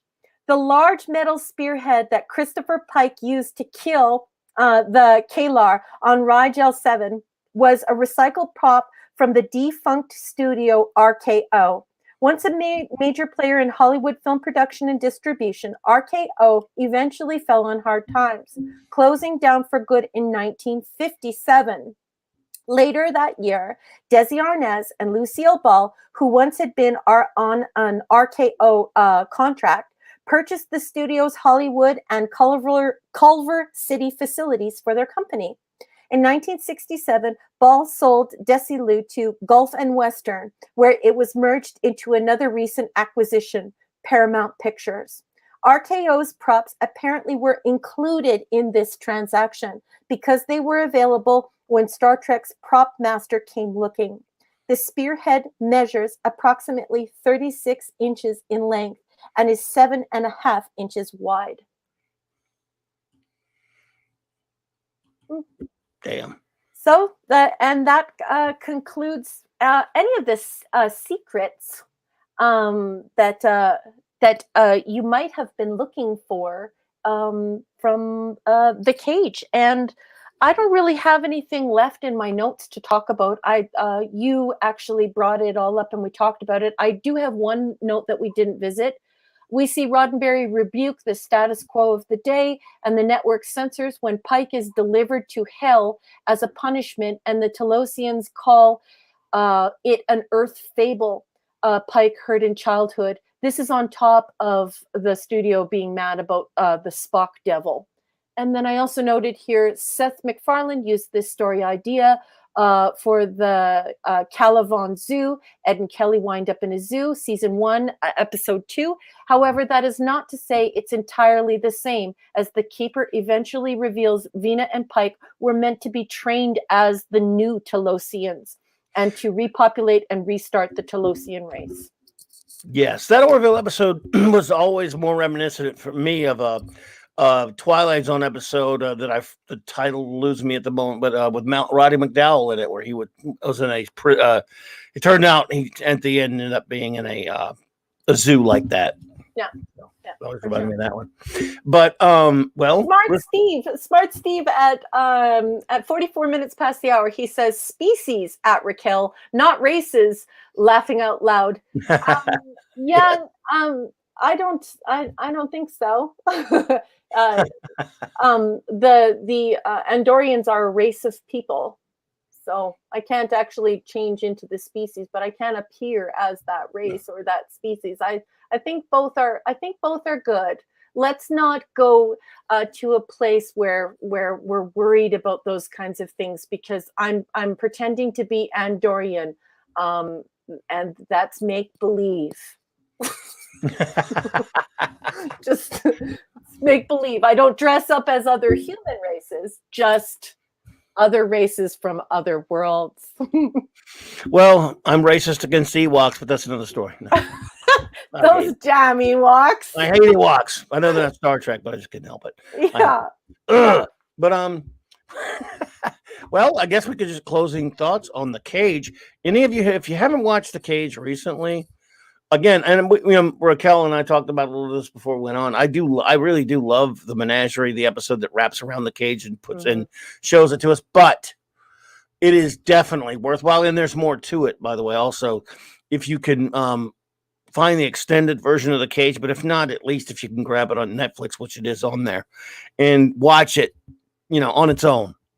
It needs to be watched on its own. Again, like I said, I love the whole plot of Spock going and stealing the Enterprise with Pike and everything, and when all that drama and stuff on the and Menagerie is great. But of course, it's something to be said for watching the Cage on its own. Yeah, and I think that if you watch the Cage on its own, and you watch the preamble, what emerges is a much clearer picture of Gene Roddenberry and his vision for this IP. Katie Carr, your Andorian is beautiful. Raquel, I love Shranwell. And yes, you are just beautiful. Thank you so much. Yeah, I worked very hard on my Andorian. It took me over, like I said, a year to develop, and a lot of trial and error. And it's a very difficult race or species, whatever. People get offended easy. It's a very difficult one to do. It was even difficult for the production team, which is why you usually see Andorians in reduced lighting. But when I was quite young, I went and became a licensed makeup artist. And I thought for a while that I might go into film and do makeup for film. So that's where my training comes for there. So if you ever wanted to do it, just pop me a note. Katie and I are friends in real life. Katie, if you ever want to pop me a note and ask me any questions about cosplay, I will definitely field any of the questions you have for that. Excellent, absolutely excellent. By the way, I agree, Katie. I loved Shran. He was a great character. Jeffrey Combs is terrific. What a great actor. What's that? I don't think it's on the Blu-ray of the TV. Well, it is. It's on mine. The one I got, the big 50th anniversary set. RN. You got the 50? Yeah, I got that back, and I waited for years, and finally back in April, it went to a halfway decent price, and I snagged it. And yeah, I've been watching it that way. Oh, the 50 is just it's a beautiful. Jewel fest. Oh my gosh, I think Jack Beers has it too. It's fantastic. It's so great. Loaded. I'm not usually a jealous person because that's just not in my nature. Like, that's not the way I think. I'm kind of more like, if my friends are successful and my friends are really cool, then how lucky am I to know such great people? But I'm totally jealous right now because I want the 50. It's fantastic, and I was shocked to get it. I mean, it's fairly cheap. I don't know. You were telling me up there you can't have the same. You don't have the same. I don't know. We access can. and stuff. Yeah, sucks. Yeah, it does. It's not easy to get certain things. Sometimes we Canadians, we can go on Amazon Prime and we can go and check out, and it's $20, and it switches into the US dollars, and we get it delivered for free, and everything is great. And then other times you'll go to buy something, and then you go to the Amazon.ca to see the price, and it's literally 4, 5, 6, 7 times the price, plus an import fee, plus shipping and handling. It's just like, yeah, you back away from it. You're like, back away from the joy. Back away from the joy. Oh my goodness. Canadian Spider-Man. You know, Canadian Spider-Man, no, I would definitely be pretty horrible as a cosplayer, but I did it one time in my life, and that was in 1986 because I was a much younger young man then, and I was the first person on the planet, and I believe it, to Rorschach cosplay, if there was no such term back then, by the way. Rorschach from Watchmen. I cosplayed him, and a buddy and I won the costume contest performance at Dallas Fantasy Fair in 1986, and that was Watchmen. There were only like 2 issues of Watchmen out at the time. So I know I had to be the first person in the world. So big deal, I know, but still. Yeah. No, I don't do that anymore, man. Just the one time, brother. Thank you, though. Where was I? If you come up and you do Volcon when this whole mess of society is over, you have to at least wear a Starfleet uniform. We're going to have to at least get you dressed up in a Starfleet uniform, because there's a dinner and we're going to visit, and everybody's in costume and everybody's in character. You never know. So you never know. One day, the Canadians on your team, on Team Clobberin Times, we are going to get you up here for Volcon. Rod Thunderheart, Canadian Spider-Man, a bunch of Canadians. We're just going to get you together, and we're going to force you to go to Volcon. We're going to take you all around Vulcan. Only if Katie Carr promises to show up. It would be great if Katie came. That would be wonderful. She would have so much fun. So much fun. Yeah, we appreciate her. She's so cool. Yeah. But the Cage, check it out, everyone. It is great to see on its own. And I just wow. It again, you've watched it so many times on its own like that, but it had been a while since I watched it on its own again. Now I kind of want to go back and watch it again, because it is so much better when you watch it again, because like I said, I love the menagerie surrounding bits, but it is so much better as an episode, and that should have sold. There's no question about it. Yeah, I think so. It's just too cerebral. They said it was too cerebral, and so that's unfortunate. But yeah, if you like the menagerie, you will love the Cage, and it speaks volumes about our beloved IP. Clobberin, you'll never guess who I dress up as. Batman. Yeah. Batman? No. Robin? No. I cannot even imagine Canadian person. Yeah. A Canadian person can. Yeah. No, I would like to see your Spidey costume, man. Well, I mean, any closing thoughts on Cage? Or you just want to jump? Was that pretty much it? You want to jump to do a little bit of a? That's pretty Right, much what I'm gonna. I think that's pretty much my thoughts. Unless anybody who's involved in the chat has any questions, or did we miss something? It's really hard to cover everything, which is why we're using the 365 as the guide.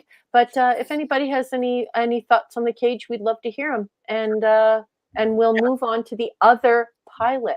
Yes, anybody who has just pop it up there if any of you have anything else to add or to ask about the Cage. So everyone, as you well know, for some it's unprecedented at the time, incidentally. They were given another crack at the bat. I mean, they were given another I should say another bat at the plate, or whatever you want to call. And well, go for it, Raquel. Tell us a little bit about how that happened and why, and why the decisions were made to, well, for William Shatner. I know there were other people up for the role of Captain Kirk, like Jack Lord. Yep. Which, no. He wanted too much money, didn't he, or something? I don't know what it was, but and he had not been on the Hawaii 5-0 yet either. So I don't know. Yep. But anyway, go for it. All right, where no man has gone before. The Enterprise finds the flight recorder of the Valiant, a starship reported lost 2 centuries earlier. The content of these records worries Captain Kirk. The Valiant suffered damage and casualties when it crossed the energy field located at the edge of the galaxy. And not long after, the Valiant's captain ordered the self-destruction of his own vessel. Kirk wants to provide a full report to Starfleet of the danger at hand, so he orders the Enterprise into the same energy field. Like the Valiant, the Enterprise sustains physical damage and loses several crewmen. Lieutenant Commander Gary Mitchell, the Enterprise's helmsman and a friend of Kirk's since Starfleet Academy, emerges from the experience a changed man when phenomenally increased intelligence and dangerous power. First Officer Spock quickly grasps that what Kirk does not wish to, that Mitchell is mutating into a being with godlike ability. The captain must deal with Mitchell before he becomes even more powerful, or the Enterprise will suffer the same deadly fate that befell the Valiant. And that's from the 1213 tile from a 365. So as we know, Where No Man Has Gone Before was actually the second pilot NBC ordered for Star Trek. Many elements of the set and wardrobe that had been used in the first pilot, The Cage, were recycled here, but there were a few cosmetic adjustments. Jeffrey Hunter, who sat in the command chair as Captain Pike for The Cage, chose not to reprise his role. William Shatner replaced him, bringing to the newly created character of Captain Kirk an energetic intensity that emphasized the physical nature of the man in the captain's chair. And right from the start, James T. Kirk's willingness to resolve a bad situation with his fists, more often than not ripping his shirt in the process, made him a perfect action icon for the era. Any thoughts? Well, he was dynamic. I mean, and look, we already talked about it. I love Hunter. I think none of us would have been. I mean, certainly, I think we still all would have been fans of the series with Hunter. But I'm a Kirk guy, so I can't lament too much that happened the way it did, because I think with a show of that type, you probably, for being honest, you need a very dynamic captain. You do. And William Shatner is larger than life. His character of Kirk is larger than life. And I think not only that, the other thing we get out of it, which is, of course, we don't get the triumvirate or the Trinity yet in this episode. But I'm just saying, we ended up really benefiting from, the Kirk-Spock relationship. Later, the Kirk-Spock-McCoy relationship is just so wonderful that I can kind of see, even though Pike, Pike is fine, I can kind of see why he went back to the drawing board and kind of made it a different captain. Yeah. And he couldn't have cast him any better. Yeah. Well, and it's that hesitancy that Pike had. I think that we were going to have to go back to the drawing board, because the Pike character was far too hesitant. We needed somebody who's there are several vulgar sayings I could use here, but was like really into what he, very deep into what he was doing and having this romance with this ship and being out on these missions, right? He couldn't be a guy who was hesitant and thinking about quitting. There are no quitters in Starfleet. Well, yeah, I mean, if you just jump ahead to to the episode "Bread and Circuses," where Kirk talking about how Captain Merrick, his friend, missed out on being a starship captain because very few people can do that because he failed the test to make a split decision. Yep. And of course, if you go to court martial with Commodore Stone saying, Jim, not 10 people in a million or whatever he said, however he said it, could do what we've done, command a starship, hundreds of decisions every day. You do need a captain that is, and I harken back to one other point where Uhura told Kirk in Plato's Stepchildren, which says every time you walk on, and I know maybe it sounds sexist, whatever, when he walks on the bridge, she feels, it makes her feel more confident that Kirk walks on the bridge. Yeah, but that's not sexist. I mean, I appreciate you saying that, but that's not sexist. No, I'm conditioned, charisma.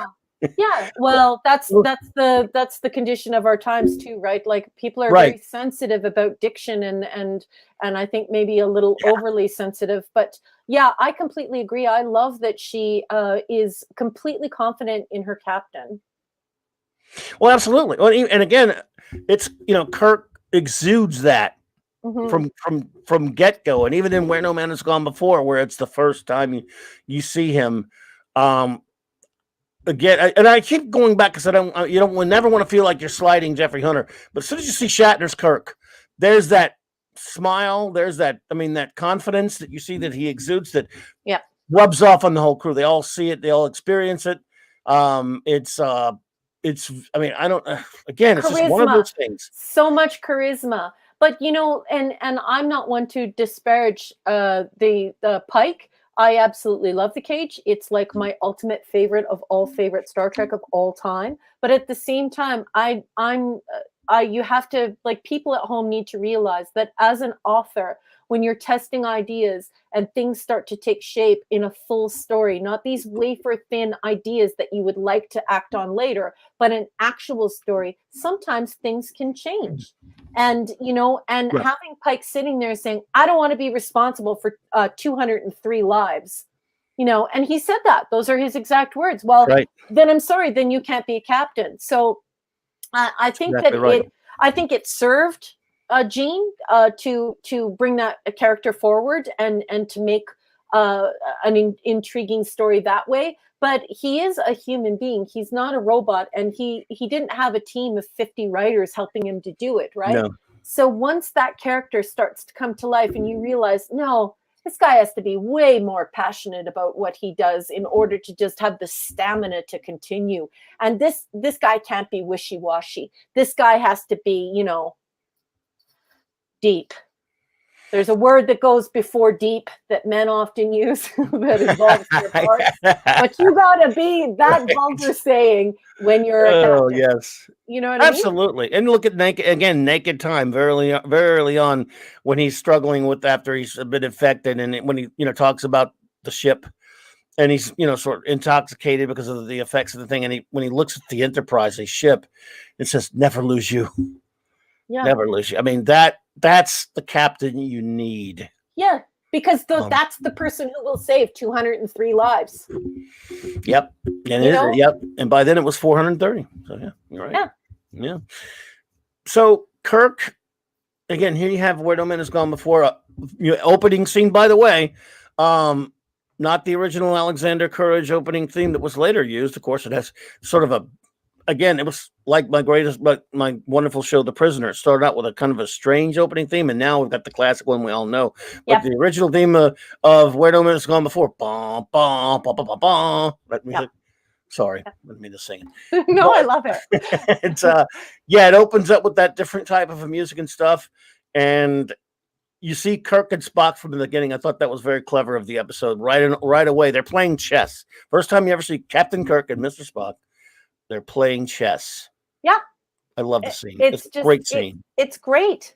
Well, despite the network's desire to get rid of the satanic guy with the pointy ears, the character Mr. Spock returned for the second pilot, but he was still a work in progress. His personality is more developed in this episode than it was in The Cage. He's less emotional. He doesn't shout as much, and he manages to limit the intensity of his smile to a small smirk as he politely exchanges jibes with Kirk in the ship's wreck area. Spock even mentions for the first time that, yes, one of his ancestors did marry a human. But apparently, he's too embarrassed to explain that the ancestor is his father, and the bad blood comes from his mother. So, yeah, like they didn't get rid of him. So I'm happy that he stayed. Terrible having bad blood like that.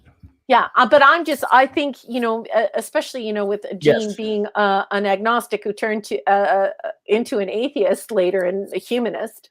Yeah, I'm glad he got to keep the Spock because it's very daring. Yes, because again, like especially since they wanted him gone and they ended up able to keep him. So, and right there, not only does he keep him, remember, Spock is great in The Cage and all that stuff, but he's not even number one. He is in command after number one leaves the ship, so he's third in command, and he has a big role in the episode. But in this one, automatically he's sitting there. He is the first officer. Wasn't he? Wasn't he over Gary? I think he was Gary's superior officer. So he's first officer even then. Yep. And science officer. And he's sitting with Kirk. Again, that's just a wonderful opening moment. And yes, irritation. One of your earth emotions. I love the scene where Kirk checkmates him, sir. You understand? Yes. You understand what irritation is? So yeah. I love that. Yeah, it's great. It's absolutely great. Mexican Iron Man. I mentioned that earlier, Mexican Iron Man, where that piece of crap Star Trek Beyond shit where they dredged up that old thing where they tried to have their pukey Chris Pine Kirk boy with the same problem, wanting all burned out and stuff. He'd been on the ship 5 minutes and he was already tired of it. He didn't go to hell. Yeah, Jar Jar Abrams, even though he only produced that one. Yeah, Jar Jar barf. Yes, he only produced it, but I'm blaming him anyway. So screw it. Yep. Yeah, okay, I call him. Yeah, but anyway, go ahead. Sorry. So no, yeah, like I actually love all the names you call him, and I will give you the floor to call him whatever names you want because I can't stand the guy, and I just look, it's over. In 2005, it ended. It ended. Bruce Lombardo. Oh, welcome, Bruce. How do you do, Bruce? Hello, Bruce. Hello, Bruce. Hey, Bruce. I'm sorry. Welcome, Bruce. Thank you, sir. But yes, indeed. So continue, please. So now we're on the 15-16 tile of 365, and you would not believe the beautiful artwork that is on this page. You guys, this is absolutely gorgeous. And it opens with a quote. It says, "There's never been a visual effects artist to match Albert Whitlock," says Star Trek graphic artist Michael Okuda. Yeah. Star Trek was astonishingly lucky to have his talent. Matte painter Albert Whitlock is universally acknowledged as one of the greatest visual effects artists of all time. His motion picture career began in England, where he worked with Alfred Hitchcock on The 39 Steps and The Lady Vanishes. After moving to the United States, Whitlock created amazing imagery for such films as Darby O'Gill, The Little People, before rejoining Hitchcock for The Birds, Torn Curtain, and many other projects. Throughout the 1960s and the 1970s, Whitlock's matte paintings enhanced dozens of films, with The Sting to The Man Who Would Be King. He won 2 Academy Awards, the first for his work on Earthquake and the second for The Hindenburg. Whitlock also created numerous mattes for Star Trek. Shown here is his portrayal of the automated lithium cracking facility of Delta Vega, where Kirk hoped to exile Gary Mitchell. Whitlock's painting conveyed that the filmmakers could not, an eerie alien landscape that would have been impossible or impossibly expensive to duplicate on a studio lot. And so if you have that beautiful painting of Delta Vega that you could show the folks at home, this is a masterpiece, and one of the unsung heroes of Star Trek, or little known, I should say. That's probably better for me to say little known, is Albert Whitlock, who allowed us to go to a different place and helped our minds to get there and stay there. Find that. Let me find that, and we'll put that up there because it is beautiful. And again, it was one of the most beautiful shots in all of Trek. And yes, of course, they added to it in the gotta find it. Try to find a big picture of it here. I can't find a big. Where's a big picture? Come on, man. Find me a big picture, someone. Well, let's see. I'll just do a. There we go. Let's see. Let me do the screen share thingy here, and we'll show it because I don't have it loaded up. I should have. I wasn't expecting. Okay. Let's see here. Okay. I thought I would spring it on you because I also thought That's that cool. would probably be better if we just grabbed something off of Google and Yeah. didn't get ourselves into trouble by taking it from 365. Not a problem. Let me get rid of this picture here real quick. Oh, there it is. Look at that beautiful Oh, it's Delta beautiful. Vega cracking station. Absolutely phenomenal. Yeah, I mean, that's just a wonderful shot, wonderful art. I mean, also, you know, when we were talking about the cage earlier, that shot of on Rigel 7 was incredible as well. Yeah. And this one is just and I remember, of course, the line when they get there when Dr. Daner says no one on this planet but us. And Kirk says, nobody but us chickens, Doctor. Yeah, and it's so nice because it breaks the tension. Like, you know, thing is that when you're watching this show in the 1960s or the 1970s, you're really a person who has read a lot of books. You've probably not watched a lot of TV. I don't think we even owned a television that was capable of producing color because back then they had black and white TVs and color TVs. I don't even think we had one until the 80s. And so, you know, you're really coming from a book-minded perspective. And so when we see this on screen, it's just phenomenal that this happened, that such a prodigiously gifted artist would help create this gorgeous place. Just absolutely beautiful. Yes, indeed. Wonderful stuff. Yeah. Love it. So shall I go on to tile 16? Please. Okay, the Enterprise crew looked slightly different when they first embarked on their trek across the stars. Spock, who had worn the blue of the science division in the cage, found himself garbed in gold, the color of command personnel, for where no man has gone before. And Sulu, who would later wear gold as the ship's helmsman, was uniformed in blue. At least Sulu had a plausible excuse. For this one episode only, Sulu is shown working as a physicist in the science department. Scotty, making his first appearance as the ship's engineer, also wears a gold uniform as opposed to the red that would later be designated ship's services. So, lots of funny stories. I could probably tell a million hysterical stories about the velour and how it just kept shrinking and how these different ideas came forward and how they were trying to make it all happen. Also, when we were talking about that color correction earlier, these flesh-colored and then these avocado-colored tunics, and then the ones that are slightly more brown. That is due to the studio lights, them trying to correct the color, and also the magic of 60s velour. Well, thank you for that, Katie. We appreciate the nice words. You're too kind. It's all Raquel, it's not me. No, it's you and me. You're just wonderful. Thank you so much. Yeah. You're too kind. You're too kind, my lady. But yeah, I love the color scheme of this. And of course, Kirk gets a different color because he's the captain. Yeah. I think a bit of a different color there. But there was the one tunic that actually shrunk to the point. Well, they sent them out to the dry cleaner and they were shocked when they came back and they just kept shrinking as they kept sending them out to get cleaned.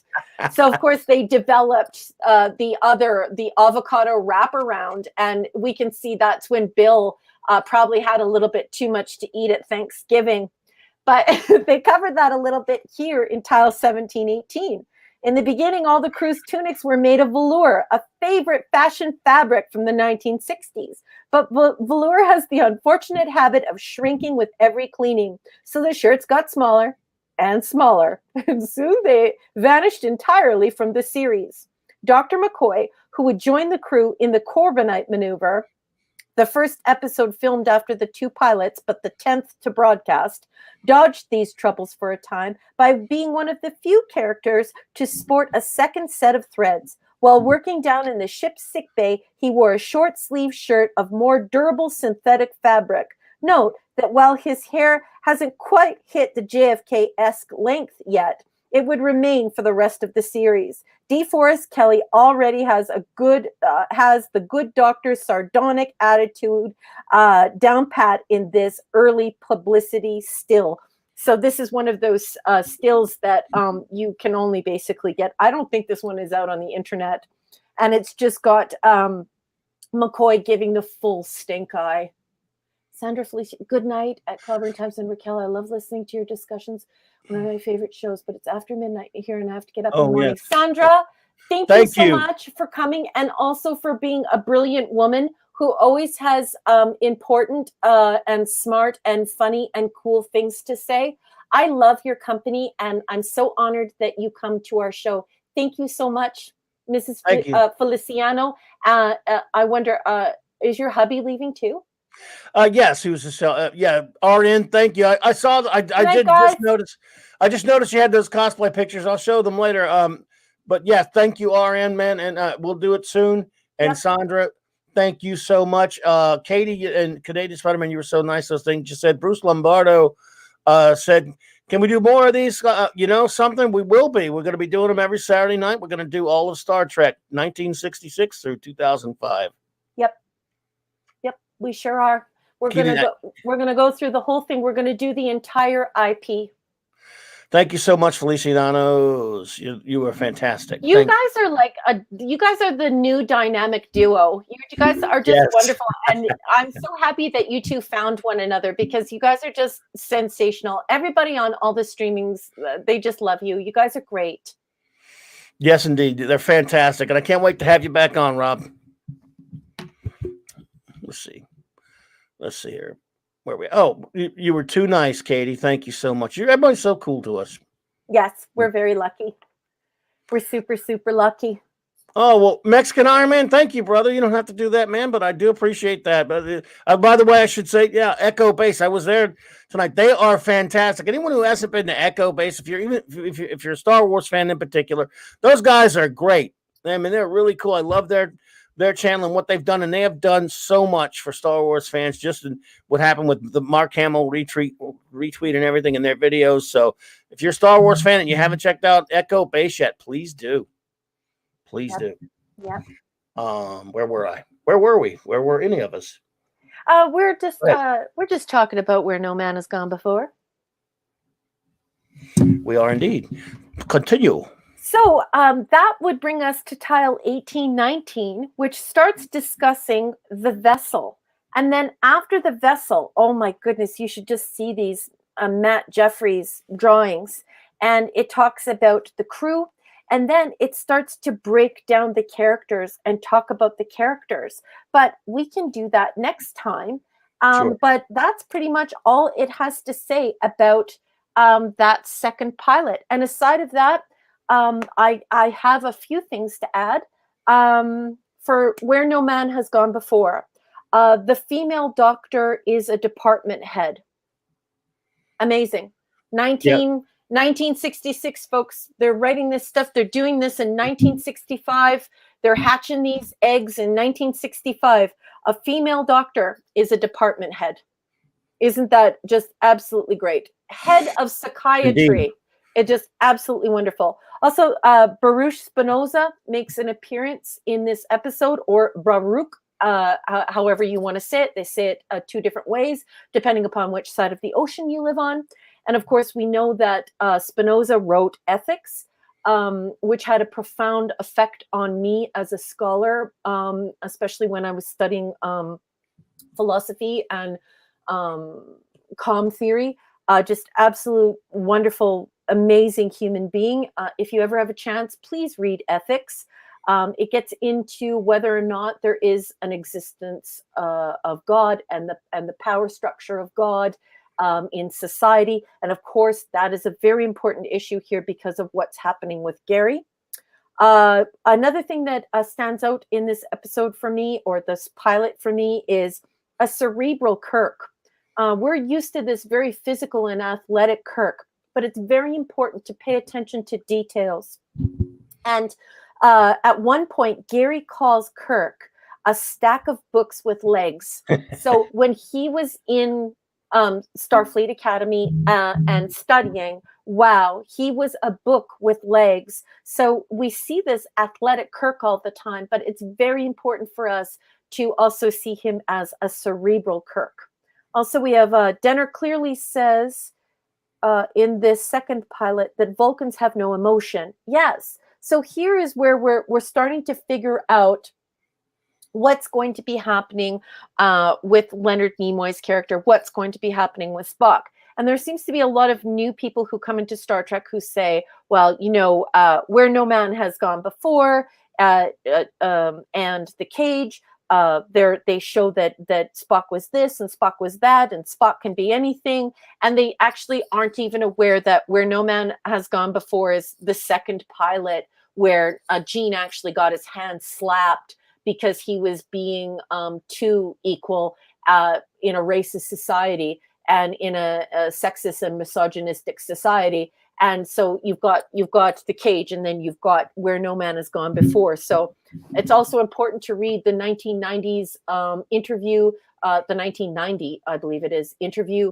It can't be 90s. 1990 interview with Gene Roddenberry in Humanist magazine, where he says that in the cage, when Leonard Nimoy grabbed a hold of the animated plants, that he actually smiled at that point because he was very, very nervous while they were filming. So that's something to look into as well. Also, we should talk about the fact that they weren't sure if Spock was going to eat. They actually thought that he might not even eat, that he might be hollow and things like that. So when you're seeing these things, when you're seeing Where No Man Has Gone Before and you're seeing the cage, you can't look at it and go, well, Spock can be anything. Spock can be anyone.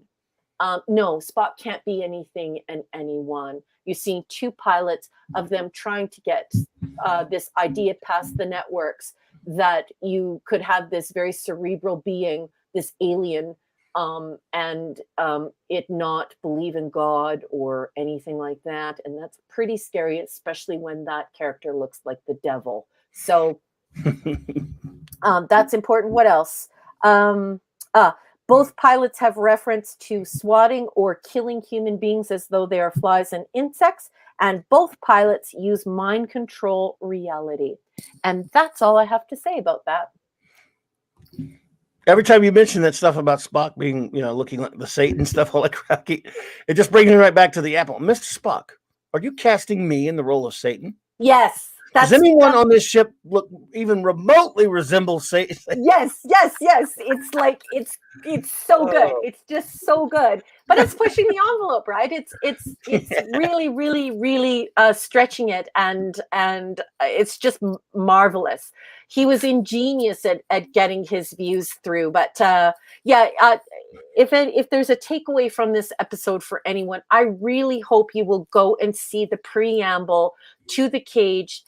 In 1988, the American release of The Cage in whole, not the Menagerie. And please listen to Gene Roddenberry talking in 1987 when it was filmed, or 88 when it was filmed, and explaining what he was actually up to. And what he was up to was a completely equal world with no racism and complete and utter equality for everyone. And the network came back and said, no. They don't like that sort of thing. Yes. Well, you know, we have a very complex question here from Canadian Spider-Man. So was it, who's smarter, Kirk or Picard? Well, I'm biased because I think Kirk is smarter because he saved the universe far more times than Picard. I don't know, man. Well, I don't know. Like, I think that Kirk would be more cerebral if he's reading Spinoza. He's more academic and cerebral, whereas Picard is more. Well, he was written as a French guy. So I find him to be a little more romantic and artistic, more of a thespian because of his great love for Shakespeare. But at one point, Kirk even says, absolute power corrupts absolutely.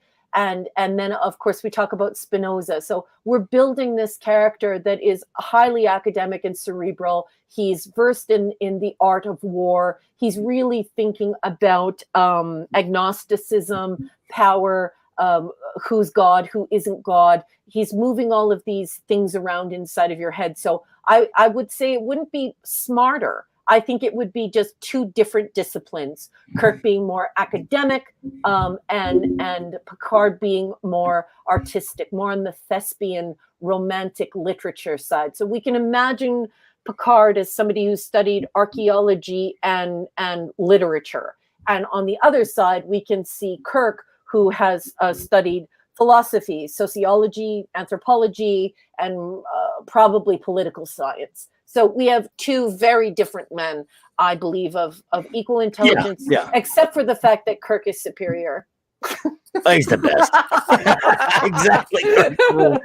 I think I will definitely say he thinks on his feet better. I mean, because he's been in more, touchy situations and he's been in a lot more action or in situations where he had to think faster. But I'm not, I don't know. But again, I'm biased because Kirk is my guy. You know what I'm saying? Yeah, Kirk is the captain. He's the captain.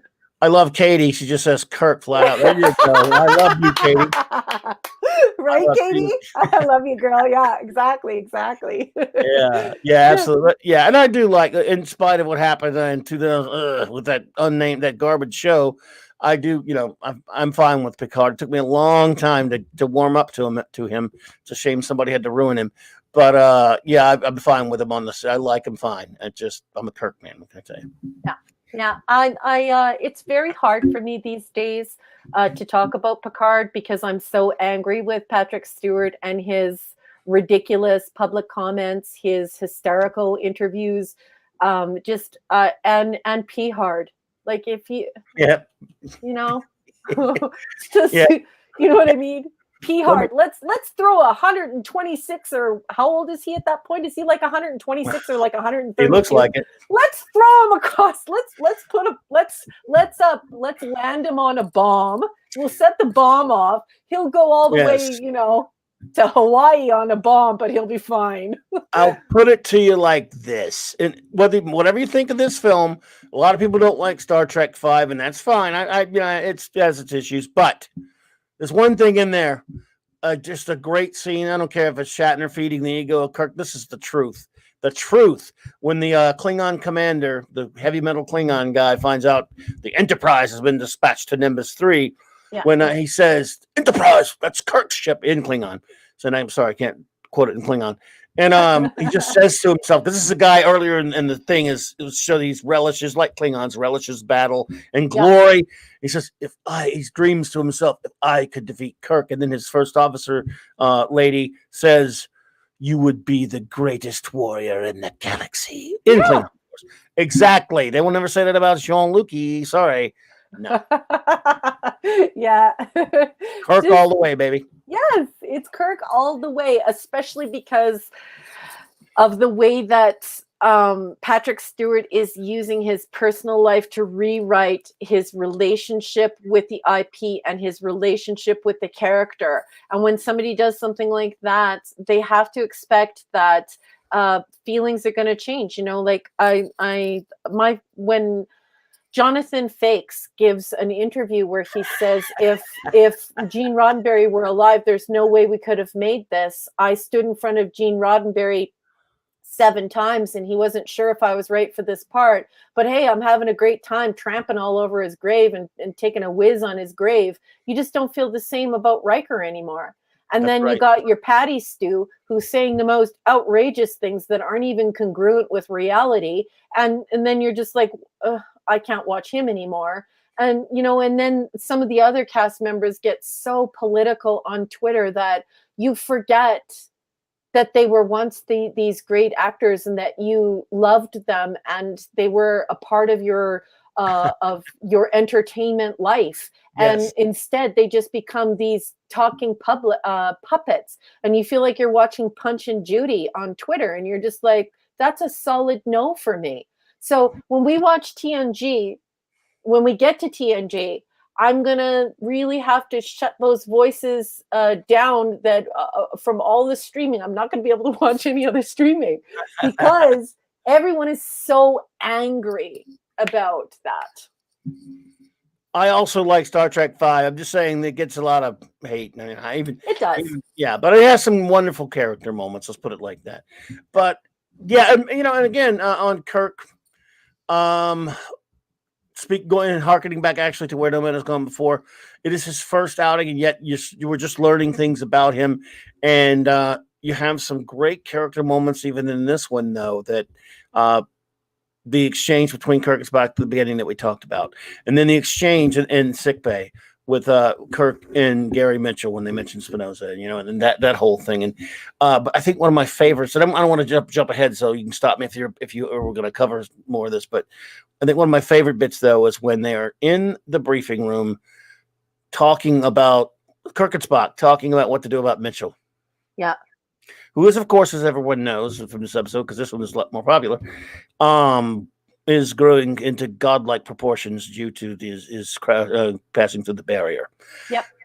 And basically, Spock says, "Kill Mitchell now while you can." And I just love.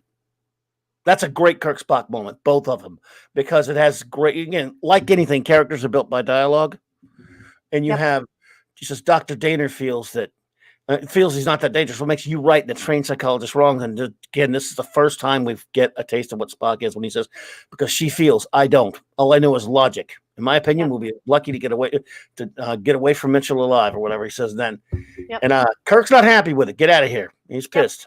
Yep. But he does realize reality. Yeah, and I just like that reaffirming Vulcans have no emotion that is like a reoccurring theme here, because you can see that the writers are and the whole production team, they're all working, including Leonard Nimoy, to really cement this character so he has some sort of bearing of where to go with it.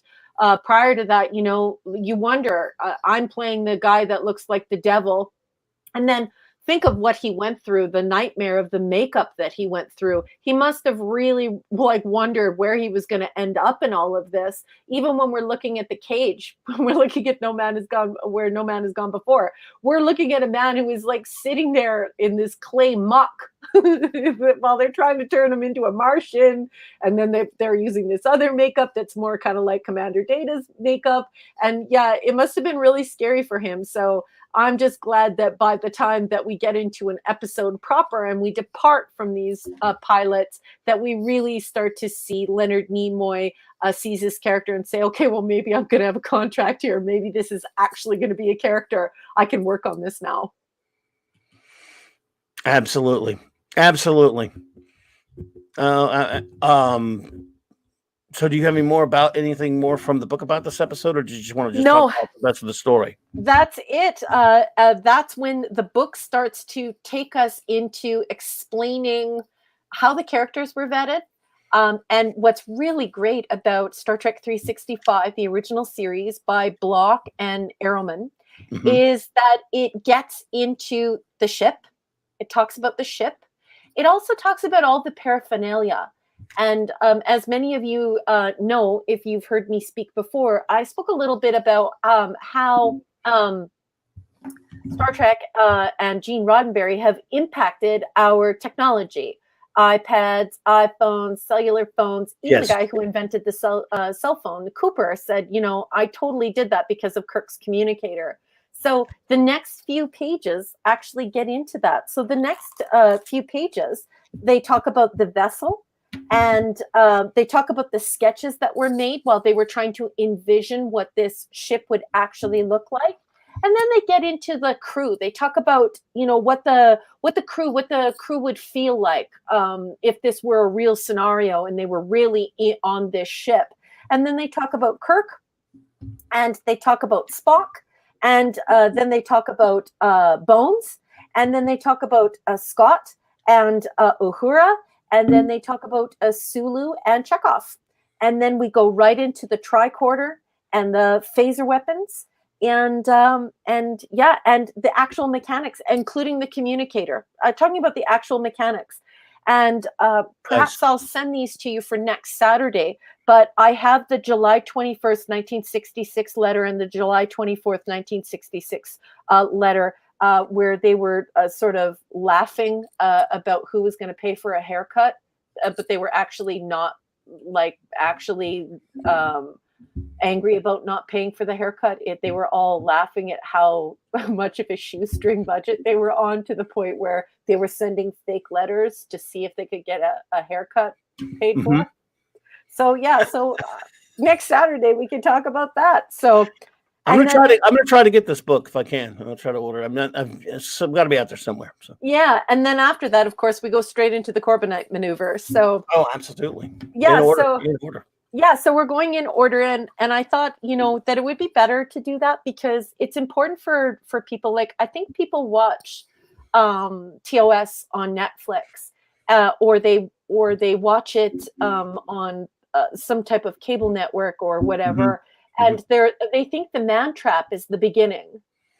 Yeah, we talked about that production. I mean, there's air date order, and then there's production order. Yeah, and I think that betrays the real story that was going on behind the scenes. And so if people want to assail Star Trek TOS and turn it into this monster and say all these horrible things about it, I'd like to just take everybody back to the beginning and tell the real true story of Star Trek in the proper order. If you start the story at the end and you make everyone a villain, that's quite easy, isn't it? But if you start at the beginning and you tell the story in order, different things start to emerge, and people begin to realize that perhaps they weren't correct in assailing this IP. Well, absolutely. Absolutely. Oh, that's not that bad. Not a bad price on that. Oh, incidentally, you know what I forgot? I was about to give a tip. A buddy of mine just texted me when we were talking a little while ago. He's trying to get this Blu-ray set, the 50th anniversary set. Yeah. It's gone down in price again, folks. I mean, it's like $77, I think, maybe on Amazon. It is so glorious. I don't know who showed it to me. It was either you or it was Jack Beers. I showed it to you once. On Twitter, you saw me post something on Oh, my gosh. Oh, like, it is so gorgeous. It's perfection. It's just so beautiful. Amazing. One time you have to show everyone that. Maybe next Saturday. Yeah, I'll post the picture. Yeah, I'll post. Yeah, wow, on Amazon is $77. When this first thing came, I'm thinking, I mean, it was ridiculous. Even at Best Buy, it was like $120 or something, and that was cheap.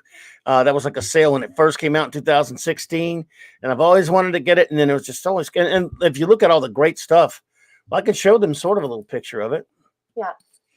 Just to give you an idea. Carrie Fisher, thank you so much for joining us. Oh, Flash is here. Yo, brother. I didn't know Flash had popped in. Yo, bro. Good to see you, man. Yeah, I can show that picture of that. And Scuba Pete. Shout out to Scuba Pete. Yeah, he popped in earlier. Scuba Pete, how's it going there? Thank you so much for popping in. Yeah, here we go. A little show everyone. There we go. Because it is really cool. And if you want to see the original series, it's got. Oh, it's so beautiful. Oh man, it's wow. Let's see. Let me get a big picture of it. Get the big picture. Come on there. Ew! It said frequently bought together, and then it's got the vandalism. It has. It's got the crap. Doesn't always. The poop. Of course, to hell with that garbage. Did you know that I got the animated series for Christmas, and it's like I haven't like really opened it or looked at it yet, but it's a collector series for the animated series, and It is so beautiful. It comes with a stock art card for every episode. Oh, it's really cool. This as you see here, of course, there's the big box up there. It comes with, of course, the original series. You can watch it either remastered or you can watch the old way, with the old effects, whichever you prefer. Yeah, I enjoy the remaster. I have no problem with it, but of course, I'm because I watched it millions of times the old way. It's fun watching new effects, but if you don't like that, you can go and you can even do it in mid watch if you're watching an episode. You can it's so great.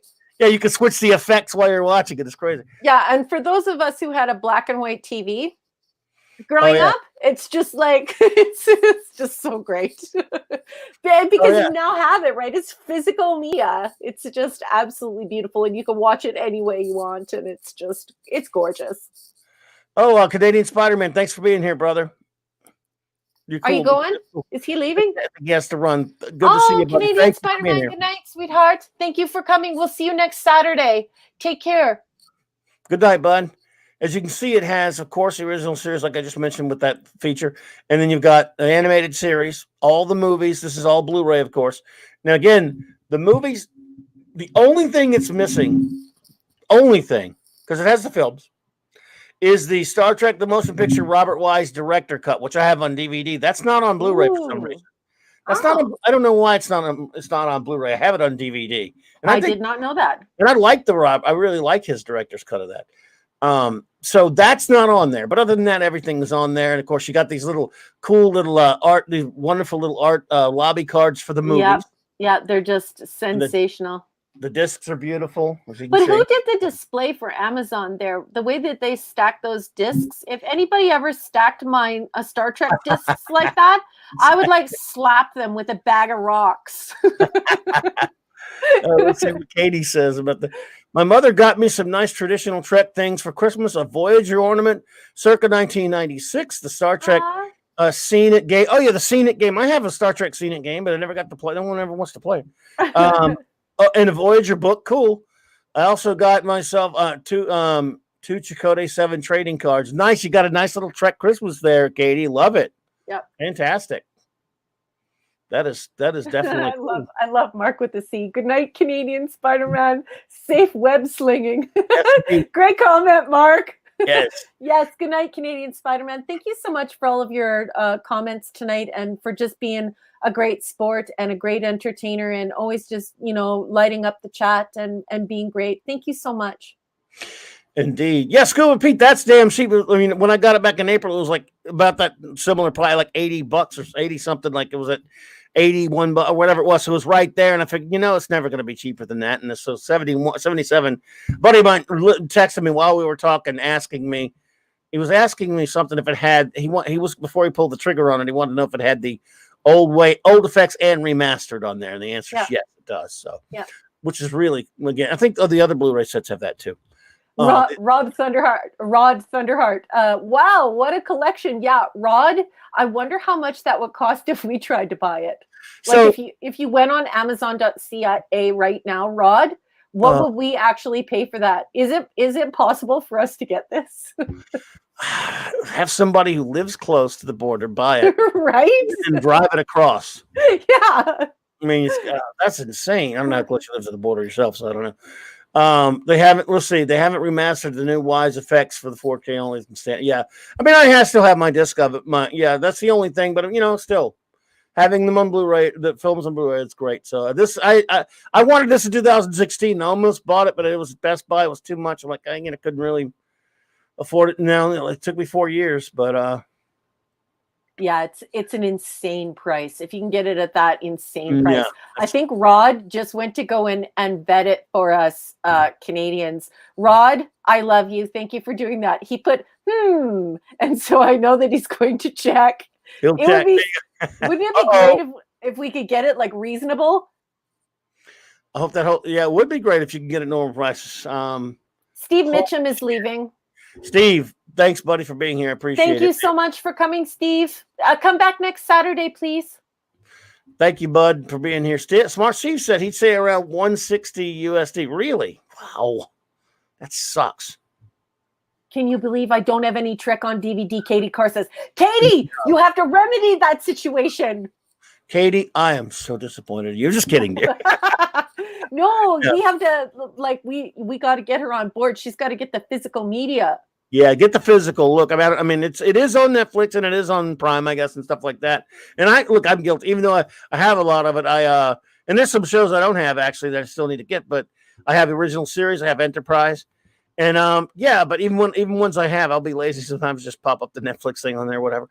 But these days with all the censorship and all the other kinds of problems, you gotta get the physical media on. And again, Star Trek's probably safe, but there are a lot of things, especially if you're someone who likes older films, for example, or even older shows or whatever, you better grab the physical on some of that. It is dangerous. Steve Mitchum at 43 minutes after the hour says, I'll be here. Good night. Yes, thank you so much, Steve. Good night. Thanks, buddy. You are such great company. Thank you so much for coming. Appreciate you, brother. Yeah, let's look at Splash. I could not believe that they like ruined Splash. Why did they cover up? Why did they digitally alter Splash?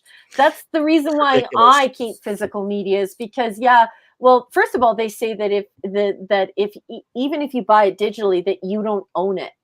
So I don't like that, number one. And number two, they've actually been going back to these classic films, even if they're entirely harmless scenes, and changing them. So right now we can some people can say, oh well, Star Trek's safe, but I don't know if Star Trek's safe. So I just make sure that I have it, because I don't want somebody giving me a different version. You know what I mean?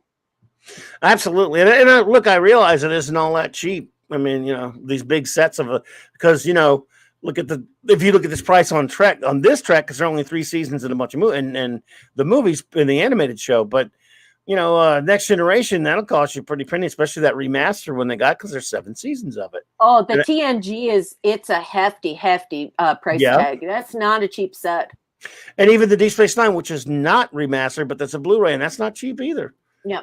Wow. And I would imagine Voyager's not cheap either. And Enterprise has gone down a little bit. I have the old sets from way back. We have by individual season. They come in these plastic, really cool looking. I don't know how to explain these containers, but they look like something right off the series. Yeah. These shells are really cool, But yeah, it's what's it? The TOS Blu-ray set without the movies is $60. So yeah, man, just a little bit more, and you get the whole deal. Yeah, Rod Thunderheart. Yeah, the digital hair on Daryl Hannah. Yeah, that's exactly what they did. They blurred out the thing. And Smart Steve 68 at 46 minutes past the hour, they do the same thing, blurring out parts on cable and satellite shows. Yeah, exactly.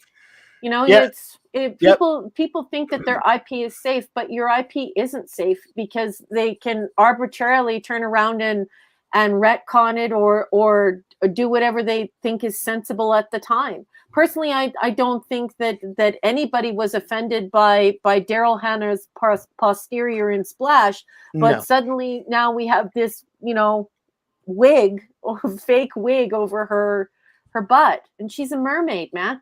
It's a mermaid. They did it to Back to the Future too, also. Yeah, they're it's just.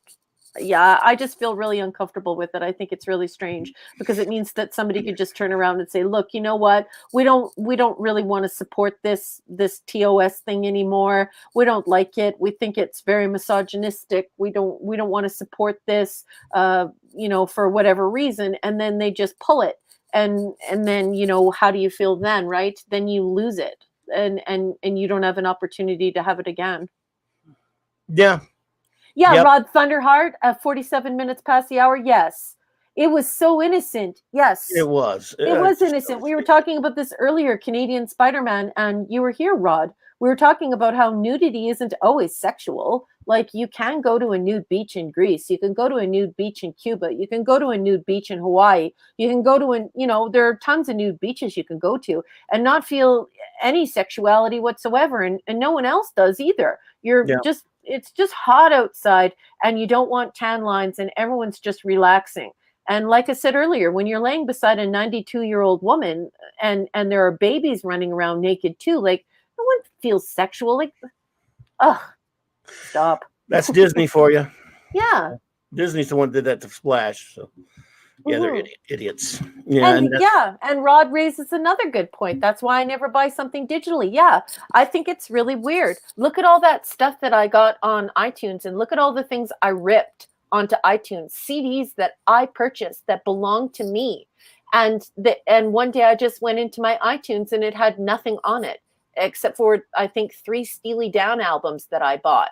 And then they made me agree to, if I listened to them, that they didn't belong to me. So why didn't I just buy the Steely Dan albums? Like I think Spotify and all this stuff is really convenient and really great and everything. But the bottom line is if you pay somebody $15 for a CD, you own that CD. If you pay somebody $15 or $8, let's say, they do it reduced on iTunes, you don't own that album. It's somebody else does. And whenever they want to pull it from you, they can.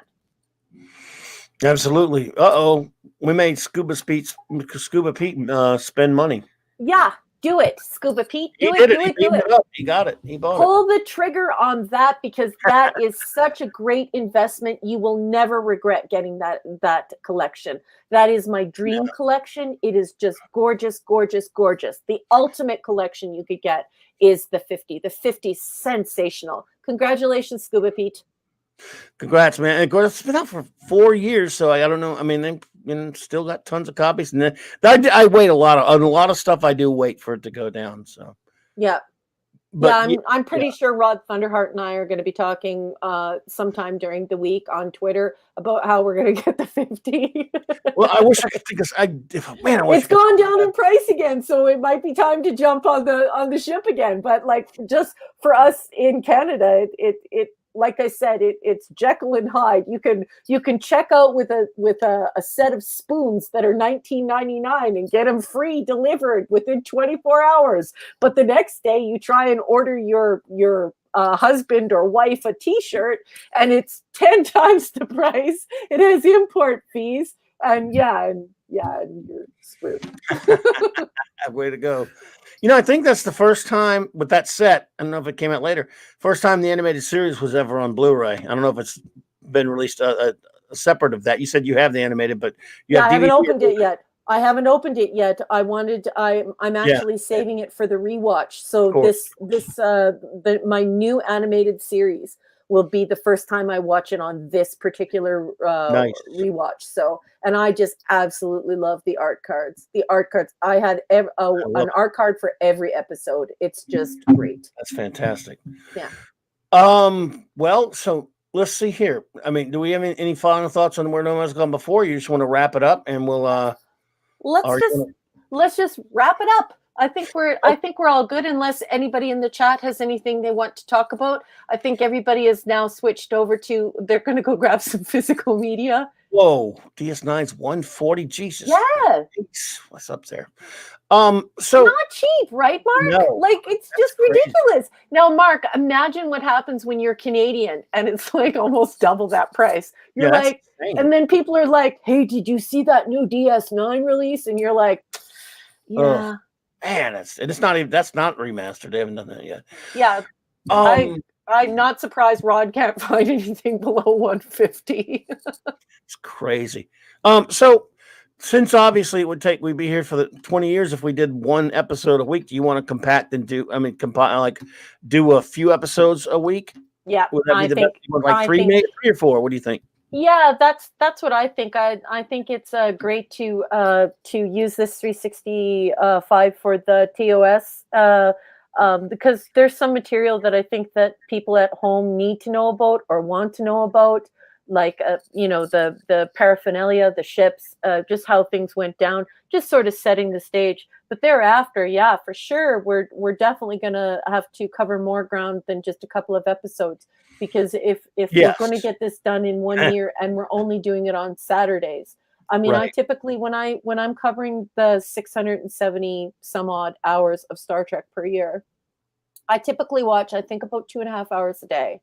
So and then there are some days where I don't watch, and then I literally watch for like 10 hours if I have insomnia or whatever, right? So, it just the math doesn't work out.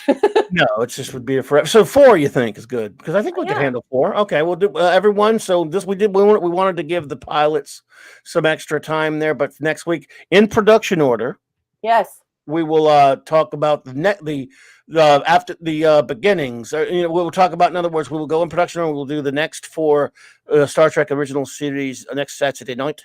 Yeah. In order, in production order, which again you can find online anywhere that tells you what that order is.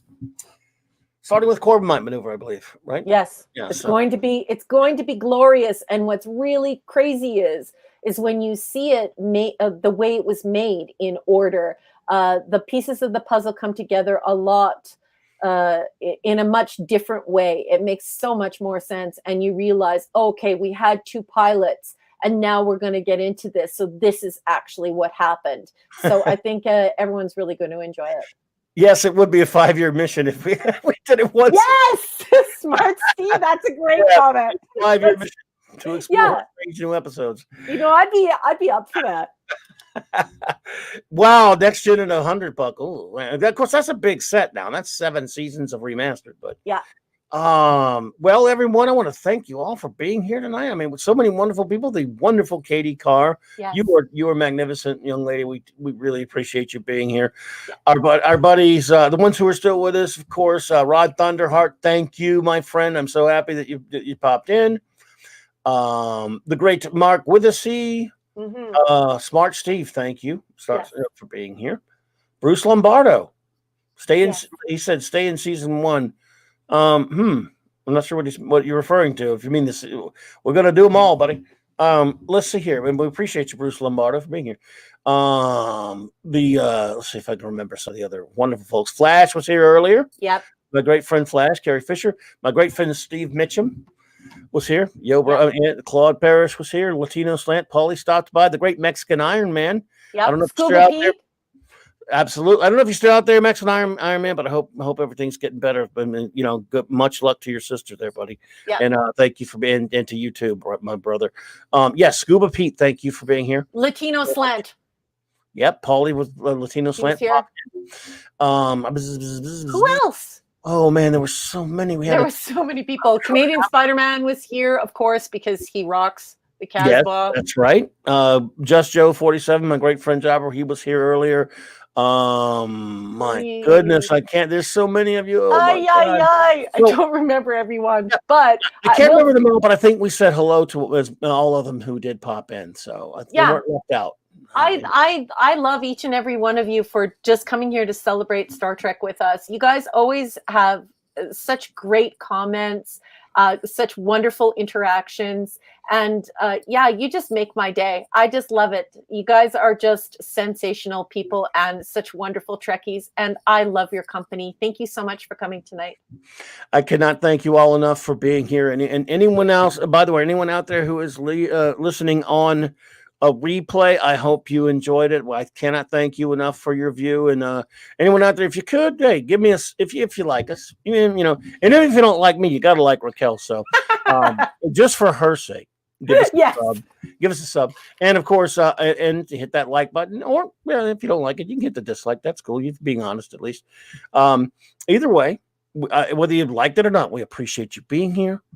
Yes. And all the wonderful people who did listen tonight. Like I said, I mean, there's so many, I can't remember everyone because that was a while back now, but we will be here again next Saturday night. And of course, again, show note, Monday night, I'll be reviewing the putrid, horrific, dribbled Doctor Who New Year's Day special that I'm not going to use the word special about anymore.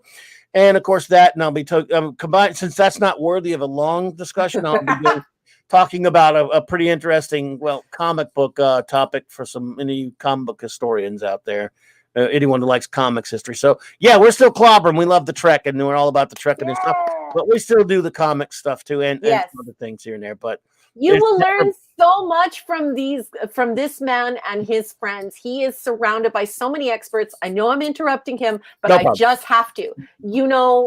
I have learned so much from Mike about comics, and he is teaching me about comics, and I learned so much from him. Do you know that I have some comics? And I just learned that they were painted. And I never would have known that if I would not have tuned into his show and learned from all of these wonderful geeks who have this vast knowledge of comic books and the comic book industry, storytellers, artists, just this wonderful collection of really smart and talented people. And I'm learning so much, and it is so much fun. Everyone is so friendly, so kind. There are no stupid questions, and it seems like when one person doesn't know the answer, the other person definitely does. So it's always a great time, and yeah, good friends, good times, and lots of really great information. Well, thank you so much. As you know, I love my comics and I love talking comics history. That's one of my favorite things ever. Not that many people are really into comics history that much, but I love it. So, and again, the topic Monday night, there's a top 100 list of the all-time greatest comic book runs. None of that, and none of it mean comics that give you the runs. It just means comics stints by creative teams on certain character issues, classic ones, such as Lee Kirby FF or Ditko. Spider-Man, that sort of thing, Alan Moore, Swamp Thing, that kind of stuff. But they didn't consult me. So that little list is going to get a little scrutiny here. I will be the judge of that, young ladies and gentlemen over there. No, I'm just kidding. I'm just going to have fun with it like we always do. Bruce Lombardo, thank you so much. You said the best chat.